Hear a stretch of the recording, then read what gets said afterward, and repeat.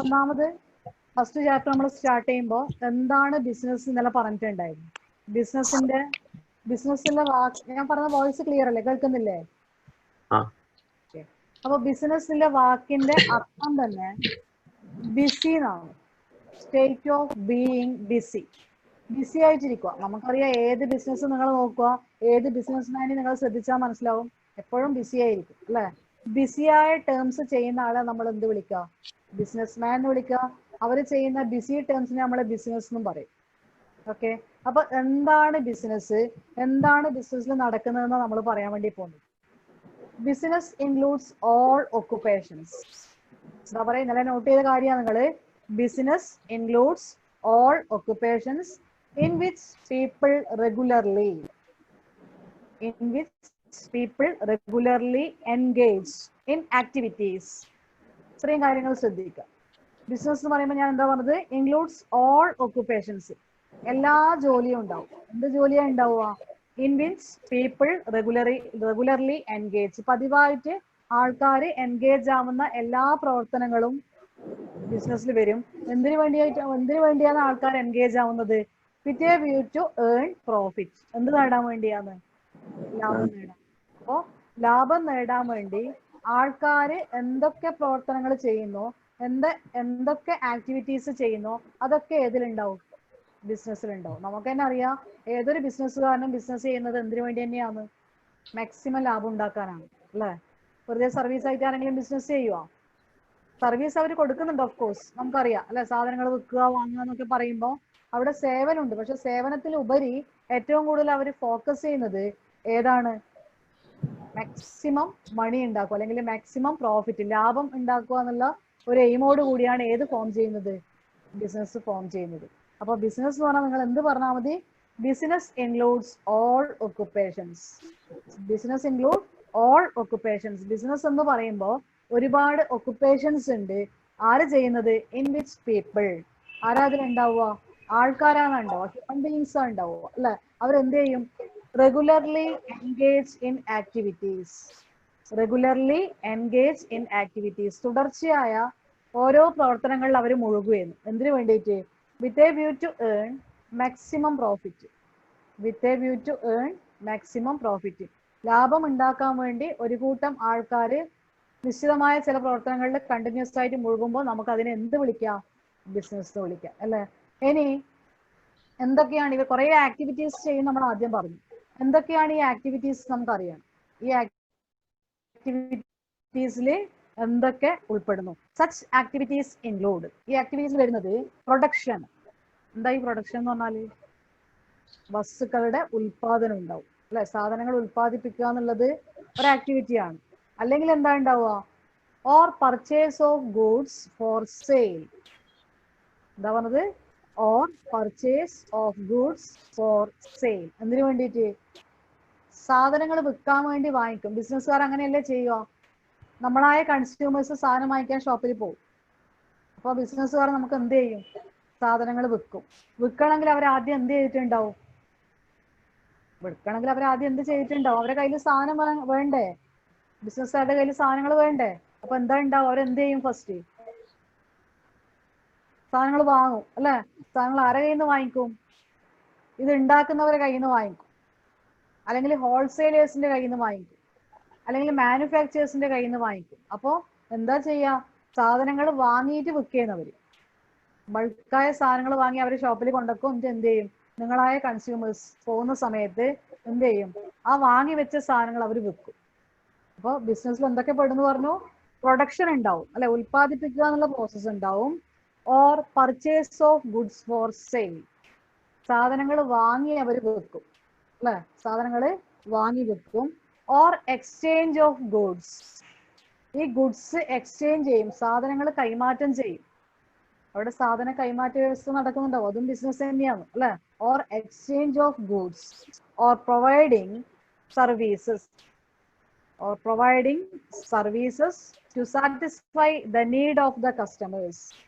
Or providing services to satisfy the need of the customers. അതായത് ഇങ്ങനെയൊക്കെ ചെയ്യുന്ന എന്തിനു വേണ്ടിയിട്ടാണ്? കൺസ്യൂമേഴ്സിന്റെ സാറ്റിസ്ഫാക്ഷൻ ആണ് അവർക്ക് മെയിൻ അല്ലെ. അപ്പൊ കൺസ്യൂമേഴ്സിന് സാറ്റിസ്ഫാക്ഷൻ കിട്ടാൻ വേണ്ടി അവർ എന്ത് ചെയ്യും? സാധനങ്ങള് പ്രൊഡ്യൂസേഴ്സിന്റെ കയ്യിൽ നിന്ന് വാങ്ങിക്കുകയും എന്നിട്ട് ആരെ ഏൽപ്പിക്കുകയും ചെയ്യും? കൺസ്യൂമേഴ്സിനെ ഏൽപ്പിക്കുകയും ചെയ്യും. ഈ പ്രവർത്തനങ്ങളുടെ മൊത്തത്തിലാണ് നമ്മൾ എന്തെന്ന് വിളിക്കുന്നത്? ബിസിനസ്.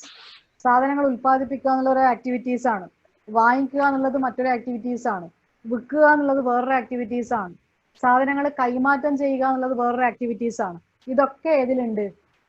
ബിസിനസ്സിലുണ്ട്. അതുകൊണ്ടാണ് നമ്മൾ ആദ്യം പറഞ്ഞത് എന്താണ്? Business includes all occupations. Business എന്ന് പറയുമ്പോൾ ഒരുപാട് ഒക്കുപേഷൻസ് അതിൽ വരുന്നുണ്ട്, ഒരുപാട് ആക്ടിവിറ്റീസ് അതിൽ വരുന്നുണ്ട് എന്ന് പറഞ്ഞാൽ അതുകൊണ്ടാണ്. അപ്പൊ എന്തൊക്കെ ആക്ടിവിറ്റീസ് നമുക്ക് മനസ്സിലായി? ഇവിടെ എന്തൊക്കെ ഉണ്ടാവും ശ്രദ്ധിക്കണേ. ഞങ്ങളോട് ചോദിക്കുമ്പോൾ ആൻസർ പറഞ്ഞു തരണം. പ്രൊഡക്ഷൻ ഉണ്ടാവും. രണ്ടാമത് എന്തുണ്ടാവും എന്ന് പറഞ്ഞു? Purchase of goods for sale. Purchase of goods for sale. സാധനങ്ങൾ വാങ്ങി വിൽക്കും. സാധനങ്ങൾ വാങ്ങും എന്നിട്ട് അത് എന്ത് ചെയ്യും? വിൽക്കും. പിന്നെ എന്ത് പറഞ്ഞു? Exchange of goods. സാധനങ്ങളുടെ എന്തുണ്ടാവും? കൈമാറ്റ വ്യവസ്ഥയുണ്ടാവും, എക്സ്ചേഞ്ച് ഓഫ് ഗുഡ്സ് ഉണ്ടാവും. ഇതൊക്കെ ചെയ്യുന്ന എന്തിനു വേണ്ടിയാണ്? To satisfy the need of customers. കസ്റ്റമേഴ്സിനെ സാറ്റിസ്ഫൈ ആക്കുക എന്നുള്ളതാണ് ഏതൊരു ബിസിനസ്മാന്റെ ലക്ഷ്യം അല്ലെ. നമ്മൾക്ക് ഏറ്റവും കൂടുതൽ സാറ്റിസ്ഫാക്ഷൻ കിട്ടണം എന്നാണ് ആരാഗ്രഹിക്കുന്നത്? ഒരു ബിസിനസ്സുകാരൻ ആഗ്രഹിക്കുന്നത്. അതുകൊണ്ട് തന്നെ അയാൾ എന്ത് ചെയ്യും? ഈ പറഞ്ഞ ഒരു കൂട്ടം ആക്ടിവിറ്റീസ് ഒരുമിപ്പിക്കും. അപ്പൊ ഇതിന്റെ ഒരു ആകെത്തുകയെ നമുക്ക് എന്ത് വിളിക്കാൻ പറ്റും? ബിസിനസ് എന്ന് വിളിക്കാൻ വേണ്ടി പറ്റും. ഇപ്പൊ നമ്മൾ പറഞ്ഞത് എന്താണ് ബിസിനസ്, എന്താണ് ബിസിനസ്സിൽ ഉൾപ്പെടുന്നത്? ക്ലിയർ ആയ പറഞ്ഞ കാര്യം? ഒന്നുകൂടെ പറയാം, ശ്രദ്ധിക്കണം. ഞാൻ ചോദിക്കുന്ന ആൾ ആൻസർ പറയണം. ബിസിനസ് എന്ന് പറയുമ്പോൾ നമുക്ക് എന്ത് പറയാം? സിമ്പിൾ ആയിട്ട് ഇങ്ങനെ പറയാം, state of being busy. Business means state of being busy അല്ലെ. ബിസി ആവുക, എല്ലാ കാര്യങ്ങളും എൻഗേജ് ആവുക, അതിനെ നമുക്ക് എന്ത് വിളിക്കാം? ബിസിനസ് എന്ന് പറയാം. ജനറൽ ആയിട്ട് പറയാം. സ്പെസിഫിക് ആയിട്ട് പറയുമ്പോൾ നമ്മൾ എങ്ങനെ പറയും? Business includes all occupations. Business includes all occupations. എല്ലാ ഒക്കുപേഷൻസും വരും. എന്തൊക്കെയാണ്? In which people regularly engage activities. ആൾക്കാർ റെഗുലർ ആയിട്ട് ചില പ്രവർത്തനങ്ങളിൽ ഏർപ്പെടും അല്ലെ. എന്തിനു വേണ്ടിയിട്ട്? With a view to earn പ്രോഫിറ്റ്. ലാഭം ഉണ്ടാക്കാൻ വേണ്ടി. അപ്പോൾ ലാഭം ഉണ്ടാക്കാൻ വേണ്ടി ഒരു കൂട്ടം ആൾക്കാർ ഒരു കൂട്ടം പ്രവർത്തനങ്ങളിൽ ഏർപ്പെടുമ്പോൾ അതിനെ നമ്മൾ എന്ത് വിളിക്കും? ബിസിനസ് എന്ന് വിളിക്കും. ഇനി നമ്മൾ പറഞ്ഞു സച്ച് ആക്ടിവിറ്റീസ്. ഇതിൽ എന്തൊക്കെയാണ് പെടുന്നത്? എന്തൊക്കെ പ്രവർത്തനങ്ങളാണ് ബിസിനസ് നടക്കുന്നത്? Such activities consist of production. അവിടെ ഉണ്ടാവുന്ന ഒരു കേസ് എന്താണ്? പ്രൊഡക്ഷൻ. അതുപോലെ തന്നെ or purchase of goods for sale. സാധനങ്ങൾ എന്ത് ചെയ്യും? വിൽക്കാൻ വേണ്ടി അവര് വാങ്ങിച്ചു വെക്കും. അതും അല്ലെങ്കിൽ എന്തുണ്ടാവും? Or exchange of goods. സാധനങ്ങളുടെ എന്ത് വരും? കൈമാറ്റ വ്യവസ്ഥ ഉണ്ടാവും. എന്തിനു വേണ്ടിയിട്ട്? Providing satisfy to needs of customers. അതായത് സർവീസ് കൊടുക്കുകയാണ് കസ്റ്റമേഴ്സിന്. എന്ത് ചെയ്യുന്നു? അവരുടെ ആഗ്രഹങ്ങൾ ഫുൾഫിൽ ചെയ്യാൻ വേണ്ടിയുള്ള സർവീസ് ആണ് ശരിക്കും ആര് ചെയ്യുന്നത്? ഒരു ബിസിനസ്മാൻ ചെയ്യുന്നത്. നമ്മളിപ്പോൾ ഒരു ഷോപ്പിൽ പോയി ഒരു സാധനം വാങ്ങിക്കാൻ വേണ്ടി പോയി. അപ്പൊ നമുക്ക് കംഫർട്ടായ റേറ്റിൽ നമ്മൾ വിചാരിച്ച സാധനം കിട്ടുമ്പോൾ നമ്മൾ എന്തായിട്ട് മാറും? സാറ്റിസ്ഫൈഡ് കസ്റ്റമർ ആയിട്ട് മാറൂലേ? നിങ്ങളൊരു ഡ്രസ്സ് എടുക്കാൻ വേണ്ടി പോവേണ്ട ഒരു ഷോപ്പിൽ, നിങ്ങൾ വിചാരിച്ച തരത്തിലുള്ള ഡ്രസ്സുമായിട്ട് നിങ്ങൾ അവിടെ നിന്ന് മടങ്ങുമ്പോൾ നിങ്ങൾക്ക് എന്താ ഉണ്ടാവുക? പൈസ കൊടുക്കണം എന്തായാലും, പക്ഷെ നിങ്ങൾക്ക് എന്ത് കിട്ടും? സാറ്റിസ്ഫാക്ഷൻ കിട്ടും അല്ലെ. ഞാൻ വിചാരിച്ച കാര്യം എനിക്ക് വാങ്ങാൻ പറ്റി. അപ്പൊ അതാണ് ആരുടെ ലക്ഷ്യം? ഒരു കസ്റ്റമറെ, ഒരു കൺസ്യൂമറെ എങ്ങനെ സാറ്റിസ്ഫൈ ചെയ്യിക്കാം, അതാണ് ഇവിടെ നടക്കുന്നത്, ബിസിനസ് നടക്കുന്നത്. അതുവഴി ബിസിനസ്മാൻ എന്തുണ്ടാക്കാൻ ശ്രമിക്കുന്നു? മാക്സിമം പൈസ ഉണ്ടാക്കാൻ ശ്രമിക്കുന്നു. ഇതിനെ നമുക്ക് എന്ത് വിളിക്കാം? ഷോർട്ടായിട്ട് ബിസിനസ് എന്ന് പറയാൻ പറ്റും. അപ്പൊ എന്താണ് ബിസിനസ്? ക്ലിയർ ആയാ? മനസ്സിലായിട്ടുണ്ടോ? ഓക്കെ, ശ്രീഹരി കെ ഒന്ന് പറഞ്ഞു പോലെ എന്താ എനിക്ക് മനസ്സിലായ കാര്യം ബിസിനസ് എന്ന് പറയുമ്പോ? ആ മ്യൂട്ടോ അൺമ്യൂട്ട് ആയിക്കും. ഓക്കെ, പറഞ്ഞു. Business includes all activities. Okay. Activities may consist of production or purchasing. Okay. Goods and sale or exchange of goods. Exchange of goods. Okay. Or providing services to satisfy the needs of people. People or customers. Okay, very good. SRB എന്താണെന്ന് പറഞ്ഞേ? Business on എന്താണ്? ശ്രീഹരി പറഞ്ഞ പോലെ പറഞ്ഞേ. Business include production, exchange of goods.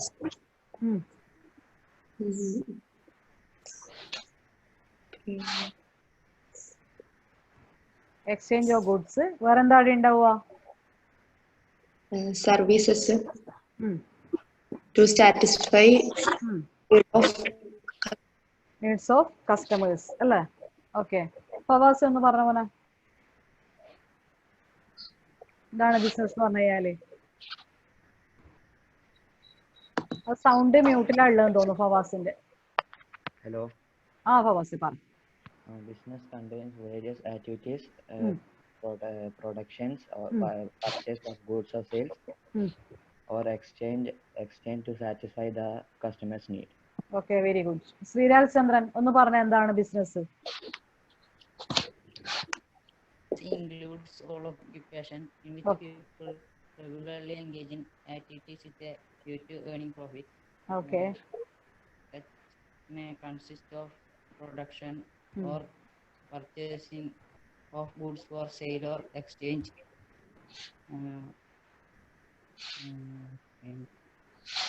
ആയി പറഞ്ഞു കഴിഞ്ഞു നീ അല്ല? അവിടെ നടക്കുന്നത് production, purchase for sale of goods or exchange of goods to satisfy the need of customers. Very good. Srihari Kishore ഒന്ന് പറഞ്ഞ പെട്ടെന്ന് ബിസിനസ് എന്താന്ന്? The business includes purchase, production, Hmm. and the service, that is exchanging goods. Hmm.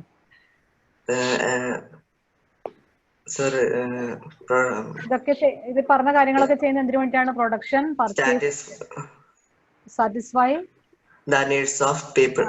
Okay, satisfy the need of customers or consumers. Okay, good. Sumrutha ഒന്ന് പറഞ്ഞ പോലെ പെട്ടെന്ന് എന്താണ് business? All occupation in people regularly production of purchase of goods and exchanging of goods.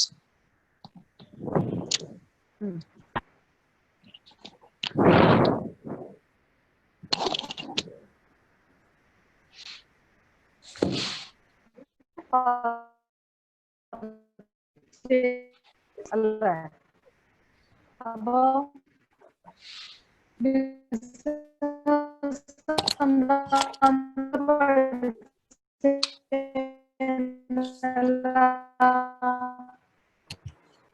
human activities are classified into two. human beings in the activities നെ രണ്ടായിട്ട് classify ചെയ്തിട്ടുണ്ട്. എന്താ പഠിച്ചത് ഇന്നലെ? ഹ്യൂമൻ ആക്ടിവിറ്റീസിനെ രണ്ടായിട്ട് ക്ലാസിഫൈ ചെയ്തിട്ടുണ്ട് ഇന്നലെ പഠിച്ചിട്ടുണ്ട്. എന്തൊക്കെയാ രണ്ട് ആക്ടിവിറ്റീസ് ഓർമ്മയില്ല ഇന്നലെ പഠിപ്പിച്ചത്? Economic activity, non-economic activity. Very good. ഇന്നലെ പഠിച്ച കാര്യം നമ്മൾ അല്ലെ? ഹ്യൂമൻ ആക്ടിവിറ്റീസിനെ രണ്ടായിട്ട് ക്ലാസിഫൈ ചെയ്തിട്ടുണ്ട്. അതിൽ ഫസ്റ്റ് വൺ എക്കണോമിക് ആക്ടിവിറ്റീസ്, രണ്ടാമത്തത് നോൺ എക്കണോമിക് ആക്ടിവിറ്റീസ്. പേര് തന്നെ ഉണ്ട് എക്കണോമിക് ആക്ടിവിറ്റീസ്. എന്താണ് എക്കണോമിക് ആക്ടിവിറ്റീസ് പറഞ്ഞാല്? Activities undertaken with the object of earning money. എന്താ പറഞ്ഞത്? Activities undertaken with the object of earning money.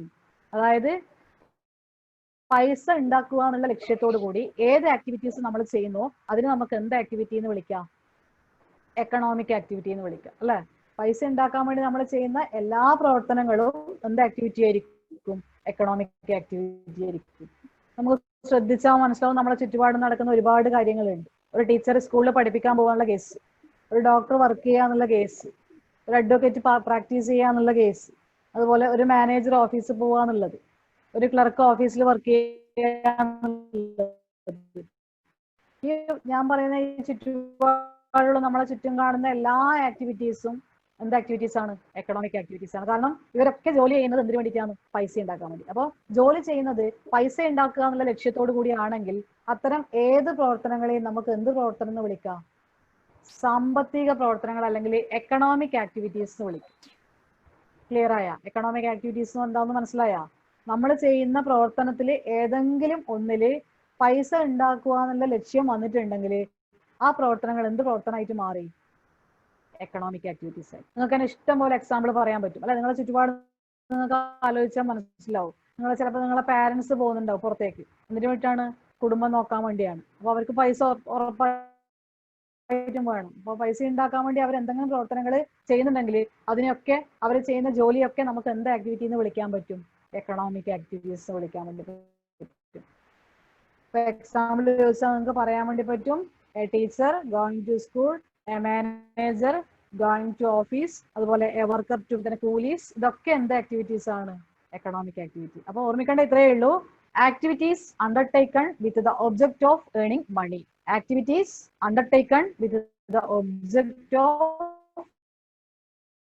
Earning money is called നമുക്ക് എന്ത് വിളിക്കാം? എക്കണോമിക്. ഇത് നമ്മൾ ഇന്നലെ പറഞ്ഞ മറ്റൊരു കേസാണ് നോൺ എക്കണോമിക് ആക്ടിവിറ്റീസ് അല്ലെ. എന്താ നോൺ എക്കണോമിക് ആക്ടിവിറ്റീസ് നമ്മൾ പറഞ്ഞത്? ഇവിടെ നമുക്ക് പൈസ കിട്ടൂല, പകരം നമുക്ക് കിട്ടുന്നത് എന്ത് സാറ്റിസ്ഫാക്ഷൻ ആണ്? Psychological satisfaction or mental satisfaction അല്ലെ. മാനസിക സംതൃപ്തിയാ കിട്ടുന്നത്. അപ്പൊ നമുക്ക് എങ്ങനെ പറയാം?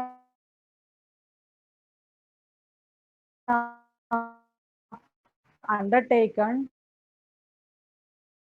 to derive psychological satisfaction or mental satisfaction. മാനസിക സംതൃപ്തിയാണ് അതിലൂടെ നമുക്ക് കിട്ടുന്നതെങ്കിൽ നമുക്ക് എന്ത് വിളിക്കാം? അതിനെന്ത് വിളിക്കാം? Non economic activities. നമുക്ക് ഒരാളോട് തോന്നുന്ന ഇഷ്ടം, നമ്മളെ പാരന്റ്സിനെ നമ്മൾ സ്നേഹിക്കുന്നുണ്ട്, നമ്മളെ ഫ്രണ്ട്സിനെ നമ്മൾ സ്നേഹിക്കുന്നുണ്ട് അല്ലെ. ലവ് എന്നുള്ളത് എന്താണ്? അതിൽ പൈസ കിട്ടും. ഒരാളെ സ്നേഹിക്കുമ്പോൾ നമുക്ക് പൈസ കിട്ടുമോ? ഇല്ല. അതെന്ത് പ്രവർത്തനമാണ്? ഒരു സാറ്റിസ്ഫാക്ഷൻ ആണ്, മെന്റൽ സാറ്റിസ്ഫാക്ഷൻ ആണ്. നമുക്ക് ഒരാളോട് തോന്നുന്ന സിമ്പതി, ദയ തോന്നും. നമുക്ക് ചിലപ്പോൾ ഇങ്ങനെ ബെഗേഴ്സ് ഒക്കെ ഇരിക്കുന്ന സമയത്ത് പുറത്ത് വല്ലാത്ത രീതിയിലിരിക്കും, നമുക്ക് അവരെ കാണുമ്പോൾ ഒരു ഫീലിങ്സ് ഉണ്ടാവും. നമ്മൾ പൈസ അറിയാണ്ട് കൊടുക്കും അവർക്ക് അല്ലേ. അത് നമുക്ക് എന്താ തോന്നുന്നത്? അത് നമ്മളവിടെ പൈസ കൊടുക്കുന്നതുകൊണ്ട് എക്കണോമിക് എന്ന് പറയാൻ പറ്റുമോ? ഇല്ല. നമ്മളെ മനസ്സിൽ അവരോട് എന്തുണ്ടായി? സിമ്പതി എന്നുള്ള ഒരു ഫീലിങ്സ് ഉണ്ടായി. അപ്പോഴാണ് നമ്മൾ എന്ത് ചെയ്യുന്നത്? പൈസ കൊടുക്കുന്നത്. അത് നോൺ എക്കണോമിക് ആക്ടിവിറ്റി ആണ്. നമ്മൾ ഭയങ്കര ദൈവവിശ്വാസിയാണ്, ഡെയിലി അമ്പലത്തിൽ പോകുന്നു അല്ലെങ്കിൽ പള്ളിയിൽ പോകുന്നു പ്രാർത്ഥിക്കാൻ വേണ്ടി. അവിടെ നമുക്ക് കിട്ടുന്നത് എന്താണ്? പൈസയാണോ? റെഗുലറായിട്ട് പ്രയർ നടത്തുന്ന ആൾക്ക് കിട്ടുന്നത് പൈസയാണോ? ഒരിക്കലും അല്ല. അവർക്ക് കിട്ടുന്നത് എന്താണ്? മെന്റൽ സാറ്റിസ്ഫാക്ഷൻ ആണ്. നമ്മൾ രാജ്യത്തോടുള്ള സ്നേഹം, പാട്രിയോട്ടിസം എന്ന് പറയും, രാജ്യസ്നേഹം. അത് നമ്മളൊരു ഫീലിങ്സ് ആണ്, ഒരു വികാരമാണ് അല്ലെ. അപ്പോൾ ഈ പറഞ്ഞ കാര്യങ്ങളൊക്കെ നമ്മൾ ചെയ്യുമ്പോൾ നമുക്ക് എന്താ കിട്ടുക? പൈസയല്ല, പകരം മെന്റൽ സാറ്റിസ്ഫാക്ഷൻ കിട്ടും. അപ്പോൾ ഏതെങ്കിലും ഒരു ആക്ടിവിറ്റി നമ്മൾ ചെയ്യുമ്പോൾ മാനസികമായ സംതൃപ്തിയാണ് നമുക്ക് ഉണ്ടാവുന്നതെങ്കിൽ അതിനെ നമുക്ക് എന്ത് പേരിൽ വിളിക്കാം? നോൺ എക്കണോമിക് ആക്ടിവിറ്റി എന്ന് വിളിക്കാം. കുട്ടികൾ ഗെയിംസിൽ പാർട്ടിസിപ്പേറ്റ് ചെയ്യുന്നത് നോൺ എക്കണോമിക് ആക്ടിവിറ്റിയാണ്. ഡാൻസ് പെർഫോമൻസ് നടത്തുന്നത് നോൺ എക്കണോമിക് ആക്ടിവിറ്റിയാണ്. അതുപോലെ ടു അസിസ്റ്റ് ദ പൂവർ, പാവങ്ങളെ നമ്മൾക്ക് സഹായിക്കാൻ പറ്റുന്നത്, അതുപോലെ രാജ്യത്തിന് വേണ്ടി ജീവൻ ബലിയർപ്പിക്കുക, ഇതൊക്കെ എന്താണ്? നമ്മളെ മെന്റൽ സാറ്റിസ്ഫാക്ഷൻ ആണ് അല്ലെ. അപ്പൊ ഓർമ്മിക്കേണ്ട കാര്യം, the purpose of these activities not to earn money. The purpose of these activities not to earn money. ഒരിക്കലും ഇവരുടെ ലക്ഷ്യം എന്തല്ല, അവിടെ നമ്മൾ ചെയ്യുന്ന എന്താണ്? അവരുടെ ആവശ്യങ്ങൾ സാറ്റിസ്ഫൈ ചെയ്യുന്നു. അല്ലാതെ പകരം എന്തല്ല, ആവശ്യങ്ങൾ ഉദ്ദേശിക്കുന്നത് മെന്റൽ സാറ്റിസ്ഫാക്ഷൻ ആണ് അവിടെ നടക്കുന്നത്. അവിടെ എന്തില്ല? പൈസ എന്നുള്ളൊരു പ്രവർത്തനം നോൺ എക്കണോമിക് ആക്ടിവിറ്റീസിൽ വരില്ല. ഇങ്ങനെ ചെയ്യുമ്പോൾ നമുക്ക് ഉണ്ടാവുന്നത് എന്തായിരിക്കും? ചിലപ്പോൾ ഹാപ്പിനെസ് ആയിരിക്കും, വളരെയധികം സന്തോഷം ഉണ്ടാവും, സാറ്റിസ്ഫാക്ഷൻ ഉണ്ടാവും, സംതൃപ്തി ഉണ്ടാവും. അപ്പോൾ അത് നമുക്ക് ഒരിക്കലും ഏതിലൂടെ വാല്യൂ ചെയ്യാൻ പറ്റൂല? Which cannot be expressed in terms of money. ഒരിക്കലും പൈസയിലൂടെ വാല്യൂ ചെയ്യാൻ പറ്റാത്ത നമ്മളെ ഫീലിങ്സ് ഒക്കെ ഏത് ആക്ടിവിറ്റിയിൽ വരും? നോൺ എക്കണോമിക് ആക്ടിവിറ്റിയിൽ വരും. അപ്പൊ എന്താണ് എക്കണോമിക്, എന്താണ് നോൺ എക്കണോമിക്? ഇപ്പൊ നിങ്ങൾക്ക് മനസ്സിലായിട്ടുണ്ട്. എക്കണോമിക് എന്ന് പറഞ്ഞാൽ എന്താണെന്ന് പറഞ്ഞത്? The activities which are undertaken for economic value അല്ലെ, with the object of money. പൈസ ഉണ്ടാക്കുക എന്നുള്ള ലക്ഷ്യത്തോടു കൂടി ഒരു ആക്ടിവിറ്റി ചെയ്യുമ്പോൾ അതിന് നമുക്ക് എന്ത് വിളിക്കാം?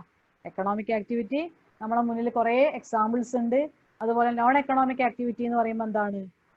Activities which are undertaken to derive psychological satisfaction or mental satisfaction is called non-economic. നമ്മൾ ഇതിന് രണ്ട് എക്സാമ്പിളും വളരെ ഈസി ആയിട്ട് മനസ്സിലാവുന്ന രണ്ട് എക്സാമ്പിൾ നമ്മൾ ഇന്നലെ പറഞ്ഞിട്ടുണ്ടായിരുന്നു. എന്താണ്? ഒരു ടീച്ചർ സ്കൂളിൽ പോയി കുട്ടികളെ പഠിപ്പിക്കുമ്പോൾ അതെന്ത് ആക്ടിവിറ്റി ആയിട്ട് മാറും?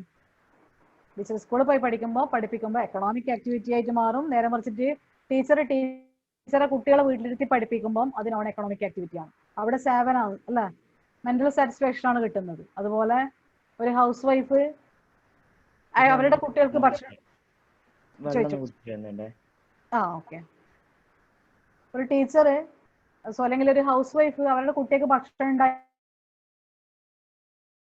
കൊടുക്കുക എന്നുള്ള കേസ്. ഒരു ഹൗസ് വൈഫ് അവരുടെ മക്കൾക്ക് ഭക്ഷണം ഉണ്ടാക്കി കൊടുക്കുമ്പോൾ അവർക്ക് എന്താണ്? എക്കണോമിക് ആണോ നോൺ എക്കണോമിക് ആണോ? ഒരു ഹൗസ് വൈഫ് അവരുടെ കുട്ടികൾക്ക് ഭക്ഷണം ഉണ്ടാക്കി കൊടുക്കുക എന്നുള്ള കേസ് എക്കണോമിക് ആക്ടിവിറ്റി ആണോ നോൺ എക്കണോമിക് ആക്ടിവിറ്റി ആണോ? സുമൃത എന്താ തോന്നുന്നത്? Non economic activity. Non economic. കാരണം ഭക്ഷണം ഉണ്ടാക്കി കൊടുക്കുക അവരുടെ മെന്റൽ സാറ്റിസ്ഫാക്ഷൻ ആണ് അല്ലെ. നേരെ മറിച്ചിട്ട് അവര് എന്ത് ചെയ്യുന്നത്, ഒരു ഹോട്ടൽ നടത്തുന്നു, ആ ലേഡി ഒരു ഹോട്ടൽ നടത്തുന്ന ആളാണ്. അപ്പൊ അവിടെ എന്ത് ആക്ടിവിറ്റി, അവിടെ ചെയ്യുന്ന സെയിം പ്രോസസ്സാണ്, ഫുഡ് ഉണ്ടാക്കുക ഫുഡ് കൊടുക്കുക എന്നുള്ള പ്രോസസ്സാണ് ചെയ്യുന്നത്. പക്ഷെ അവിടെ എത്തുമ്പോൾ അത് എന്ത് ആക്ടിവിറ്റി ആയിട്ട് മാറും? എക്കണോമിക് ആക്ടിവിറ്റി ആയിട്ട്. അപ്പോൾ ഡിഫറൻസ് നിങ്ങൾക്ക് മനസ്സിലായല്ലോ? എക്കണോമിക് ആക്ടിവിറ്റി എന്ന് പറയുമ്പോൾ അതിലൂടെ എന്ത് നേടാൻ പറ്റും? പൈസ നേടാൻ പറ്റും. നോൺ എക്കണോമിക് ആക്ടിവിറ്റി എന്ന് പറയുമ്പോൾ അതിലൂടെ പൈസയല്ല, പകരം എന്താ നേടുന്നത്? Psychological satisfaction or mental satisfaction ആണ് കിട്ടുന്നത്. ഇത് നമ്മൾ ഇന്നലെ ഡിസ്കസ് ചെയ്താണ്.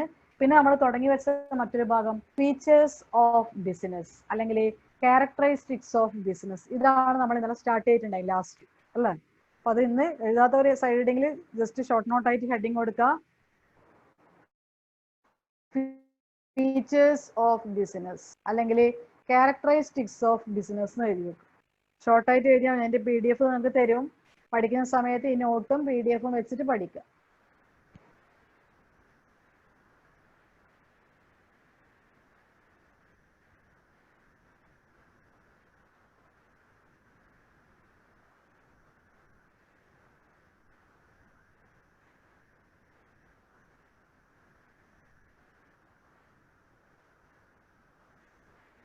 ഓക്കെ, അപ്പൊ നമ്മൾ ഇന്നലെ ഒന്നാമത്തെ ഫീച്ചർ നമ്മുടെ ക്ലാസ്സിൽ ഡിസ്കസ് ചെയ്തിട്ടുണ്ട്. It is an economic activity.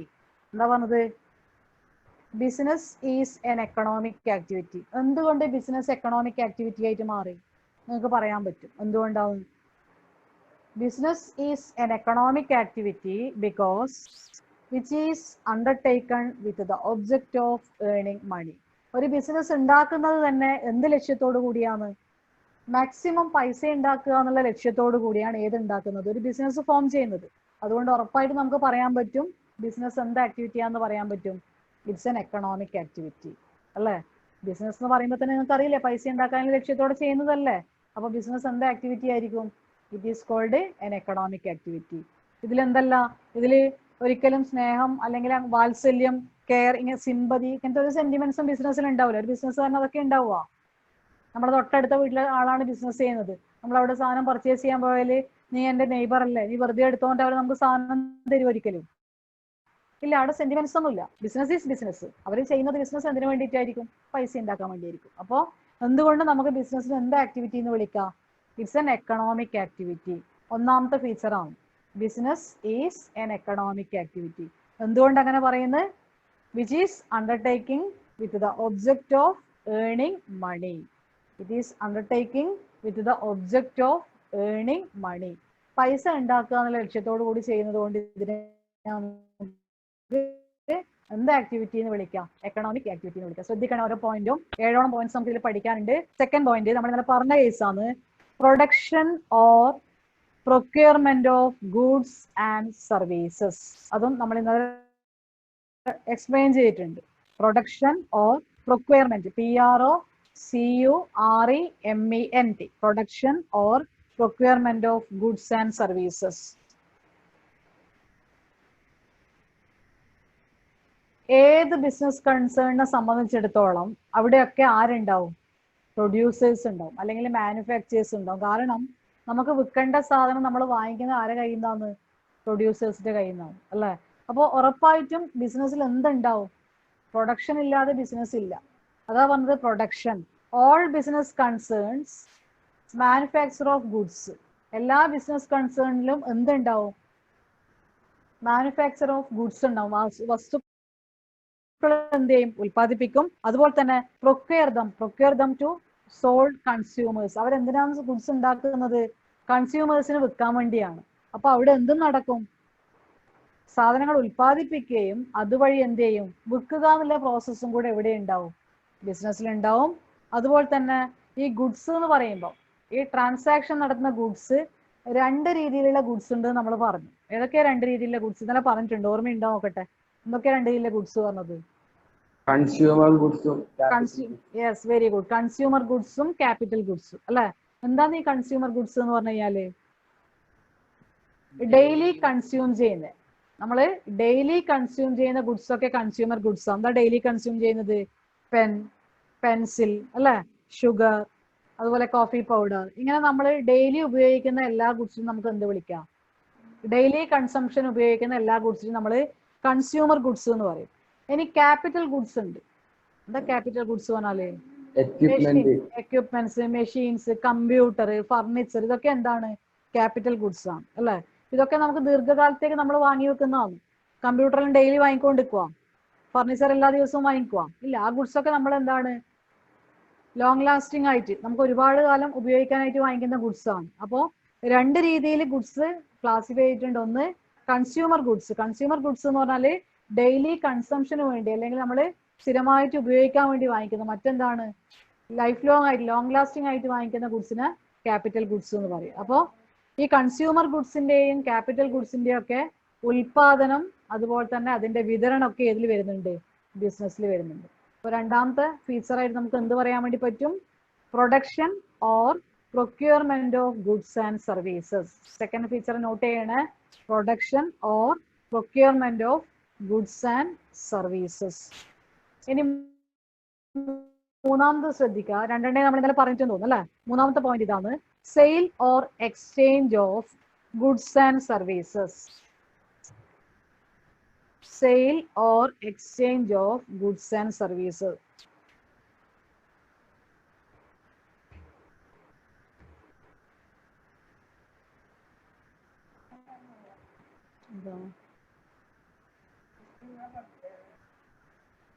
എല്ലാം എടുത്തോ, ബാക്കിലെ വിട്ടെടുത്തോ,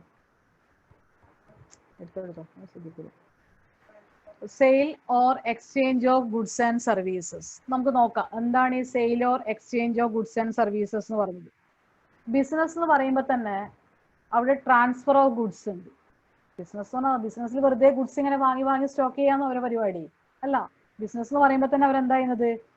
transfer or exchange of goods. ഗുഡ്സിന്റെ കൈമാറ്റ വ്യവസ്ഥ ഉണ്ടാവും. എന്തിനു വേണ്ടിയിട്ട്? ഫോർ വാല്യൂ അല്ലെ? അതൊരു മൂല്യമുണ്ട് അതിന്. വെറുതെ സാധനങ്ങൾ വാങ്ങിയിട്ട് ബിസിനസ്സുകാർ സ്റ്റോക്ക് ചെയ്യല്ല ചെയ്യുക, പകരം അവർ എന്ത് ചെയ്യും? അവിടെ എക്സ്ചേഞ്ച് ചെയ്യും അല്ലെങ്കിൽ ട്രാൻസ്ഫർ ചെയ്യും. ഇങ്ങനെ ചെയ്യുന്ന സമയത്ത് നമ്മൾ ഒരിക്കലും ഇന്റേണൽ കൺസംഷൻ, നമ്മളെ വീട്ടിലെ ആവശ്യങ്ങൾക്ക് വേണ്ടി ഉപയോഗിക്കുന്നതിന് നമ്മൾ എന്ത് പറയില്ല? ബിസിനസ് എന്ന് പറയില്ല. അതായത് നമ്മളിപ്പോൾ നമ്മളെ വീട്ടിൽ തന്നെ ചെയ്യുന്ന ആക്ടിവിറ്റീസ് ഉണ്ട്. വീട്ടാവശ്യങ്ങൾക്ക് വേണ്ടി ചെയ്യുന്ന ചില ആക്ടിവിറ്റീസ് ഉണ്ട്. വീട്ടിൽ തന്നെ ഉണ്ടാക്കി വീട്ടിൽ തന്നെ ഉപയോഗിക്കുന്നതിന് നമ്മൾ ബിസിനസ് എന്ന് വിളിക്കുക. ഇന്റേണൽ ആക്ടിവിറ്റീസ് ഉണ്ട്. നമ്മൾ വീട്ടിൽ വെജിറ്റബിൾസ് ഉണ്ടാക്കുന്നു, അത് നമ്മളെ വീട്ടിലെ കൺസംഷന് വേണ്ടിയാണ്. അവിടെ നമ്മൾ ഗുഡ്സ് ഉണ്ടാക്കി, വെജിറ്റബിൾസ് ഉണ്ടാക്കി, എന്നിട്ട് ആരാ ഉപയോഗിക്കുന്നത്? നമ്മൾ തന്നെയാണ് ഉപയോഗിക്കുന്നത്. ഇന്റേണൽ കൺസംഷൻ ആണ്.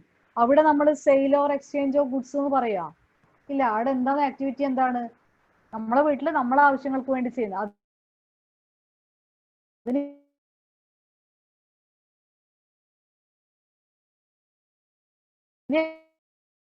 ഫാമിലിക്ക് യൂസ് ചെയ്യാൻ വേണ്ടിയിട്ടാണ്. ഫാമിലിക്ക് യൂസ് ചെയ്യാനുള്ള ഫുഡ് പകരം ഈ ഫുഡ് പുറത്തു കൊടുക്കാനാണ്, വിൽക്കാൻ വേണ്ടിയിട്ടാണ് ഉണ്ടാക്കുന്നതായിരിക്കും. അപ്പൊ എന്തായിട്ട് മാറും? ബിസിനസ് ആയിട്ട് മാറും. അവിടെ എന്ത് നടന്നു? ഫുഡിന്റെ എന്താണ് നടന്നത്? വീട്ടിലുണ്ടാക്കുന്ന ഫുഡ് ബിസിനസ് അല്ല എന്ന് പറഞ്ഞു. പക്ഷെ നേരെ കുറച്ച് വീട്ടിൽ നിന്ന് കുറച്ച് ഫുഡ് ഉണ്ടാക്കിയിട്ട് പുറത്ത് വിൽക്കാൻ കൊണ്ടുപോവേ. അവിടെ ഫുഡിന്റെ എന്താ നടന്നത്? ഫുഡിന്റെ സെയിൽ അല്ലെങ്കിൽ ട്രാൻസ്ഫർ നടന്നു, എക്സ്ചേഞ്ച് നടന്നു. പുറത്തേക്ക് നമ്മൾ ട്രാൻസ്ഫർ ചെയ്തു. അപ്പോൾ ട്രാൻസ്ഫർ നടക്കുമ്പോൾ അത് എന്തായിട്ട് മാറുന്നില്ലോ? എക്സ്ചേഞ്ച് ചെയ്യുമ്പോഴേ എന്തായിട്ട് മാറുന്നില്ലോ? ബിസിനസ് ആയിട്ട് മാറുന്നില്ലോ. അപ്പൊ ബിസിനസ് എന്ന് പറയുമ്പോൾ അവിടെ എന്തുണ്ടായിരിക്കണം? Sale or exchange of goods. എന്താ ഉണ്ടാവേണ്ടത്? ഒന്നുകിൽ വിൽപ്പന ഉണ്ടായിരിക്കണം, സെയിൽ ഉണ്ടായിരിക്കണം, അല്ലെങ്കിൽ എന്തുണ്ടായിരിക്കണം? കൈമാറ്റ വ്യവസ്ഥ ഉണ്ടായിരിക്കണം. അങ്ങനെയാണെങ്കിൽ മാത്രമേ നമ്മൾ അതിനെ എന്ത് വിളിക്കുന്നില്ലോ? ബിസിനസ് വിളിക്കുന്നില്ല. അല്ലാതെ വീട്ടിലുണ്ടാക്കുന്ന പ്രൊഡക്ഷൻ ബിസിനസ് എന്ന് ഒരിക്കലും പറയാൻ പറ്റില്ല. വീട്ടിലുണ്ടാക്കുന്ന പ്രൊഡക്ഷൻ പുറത്തേക്ക് നമ്മൾ സെയിൽ ചെയ്യാൻ ഉപയോഗിക്കുന്നുണ്ടെങ്കിൽ അതിന് നമുക്ക് എന്ത് വിളിക്കാം? ബിസിനസ് വിളിക്കാൻ വേണ്ടി പറ്റും. അപ്പൊ മൂന്നാമത്തെ ഫീച്ചർ നമ്മൾ പറഞ്ഞത് എന്താണ്? Sale or exchange of goods and services.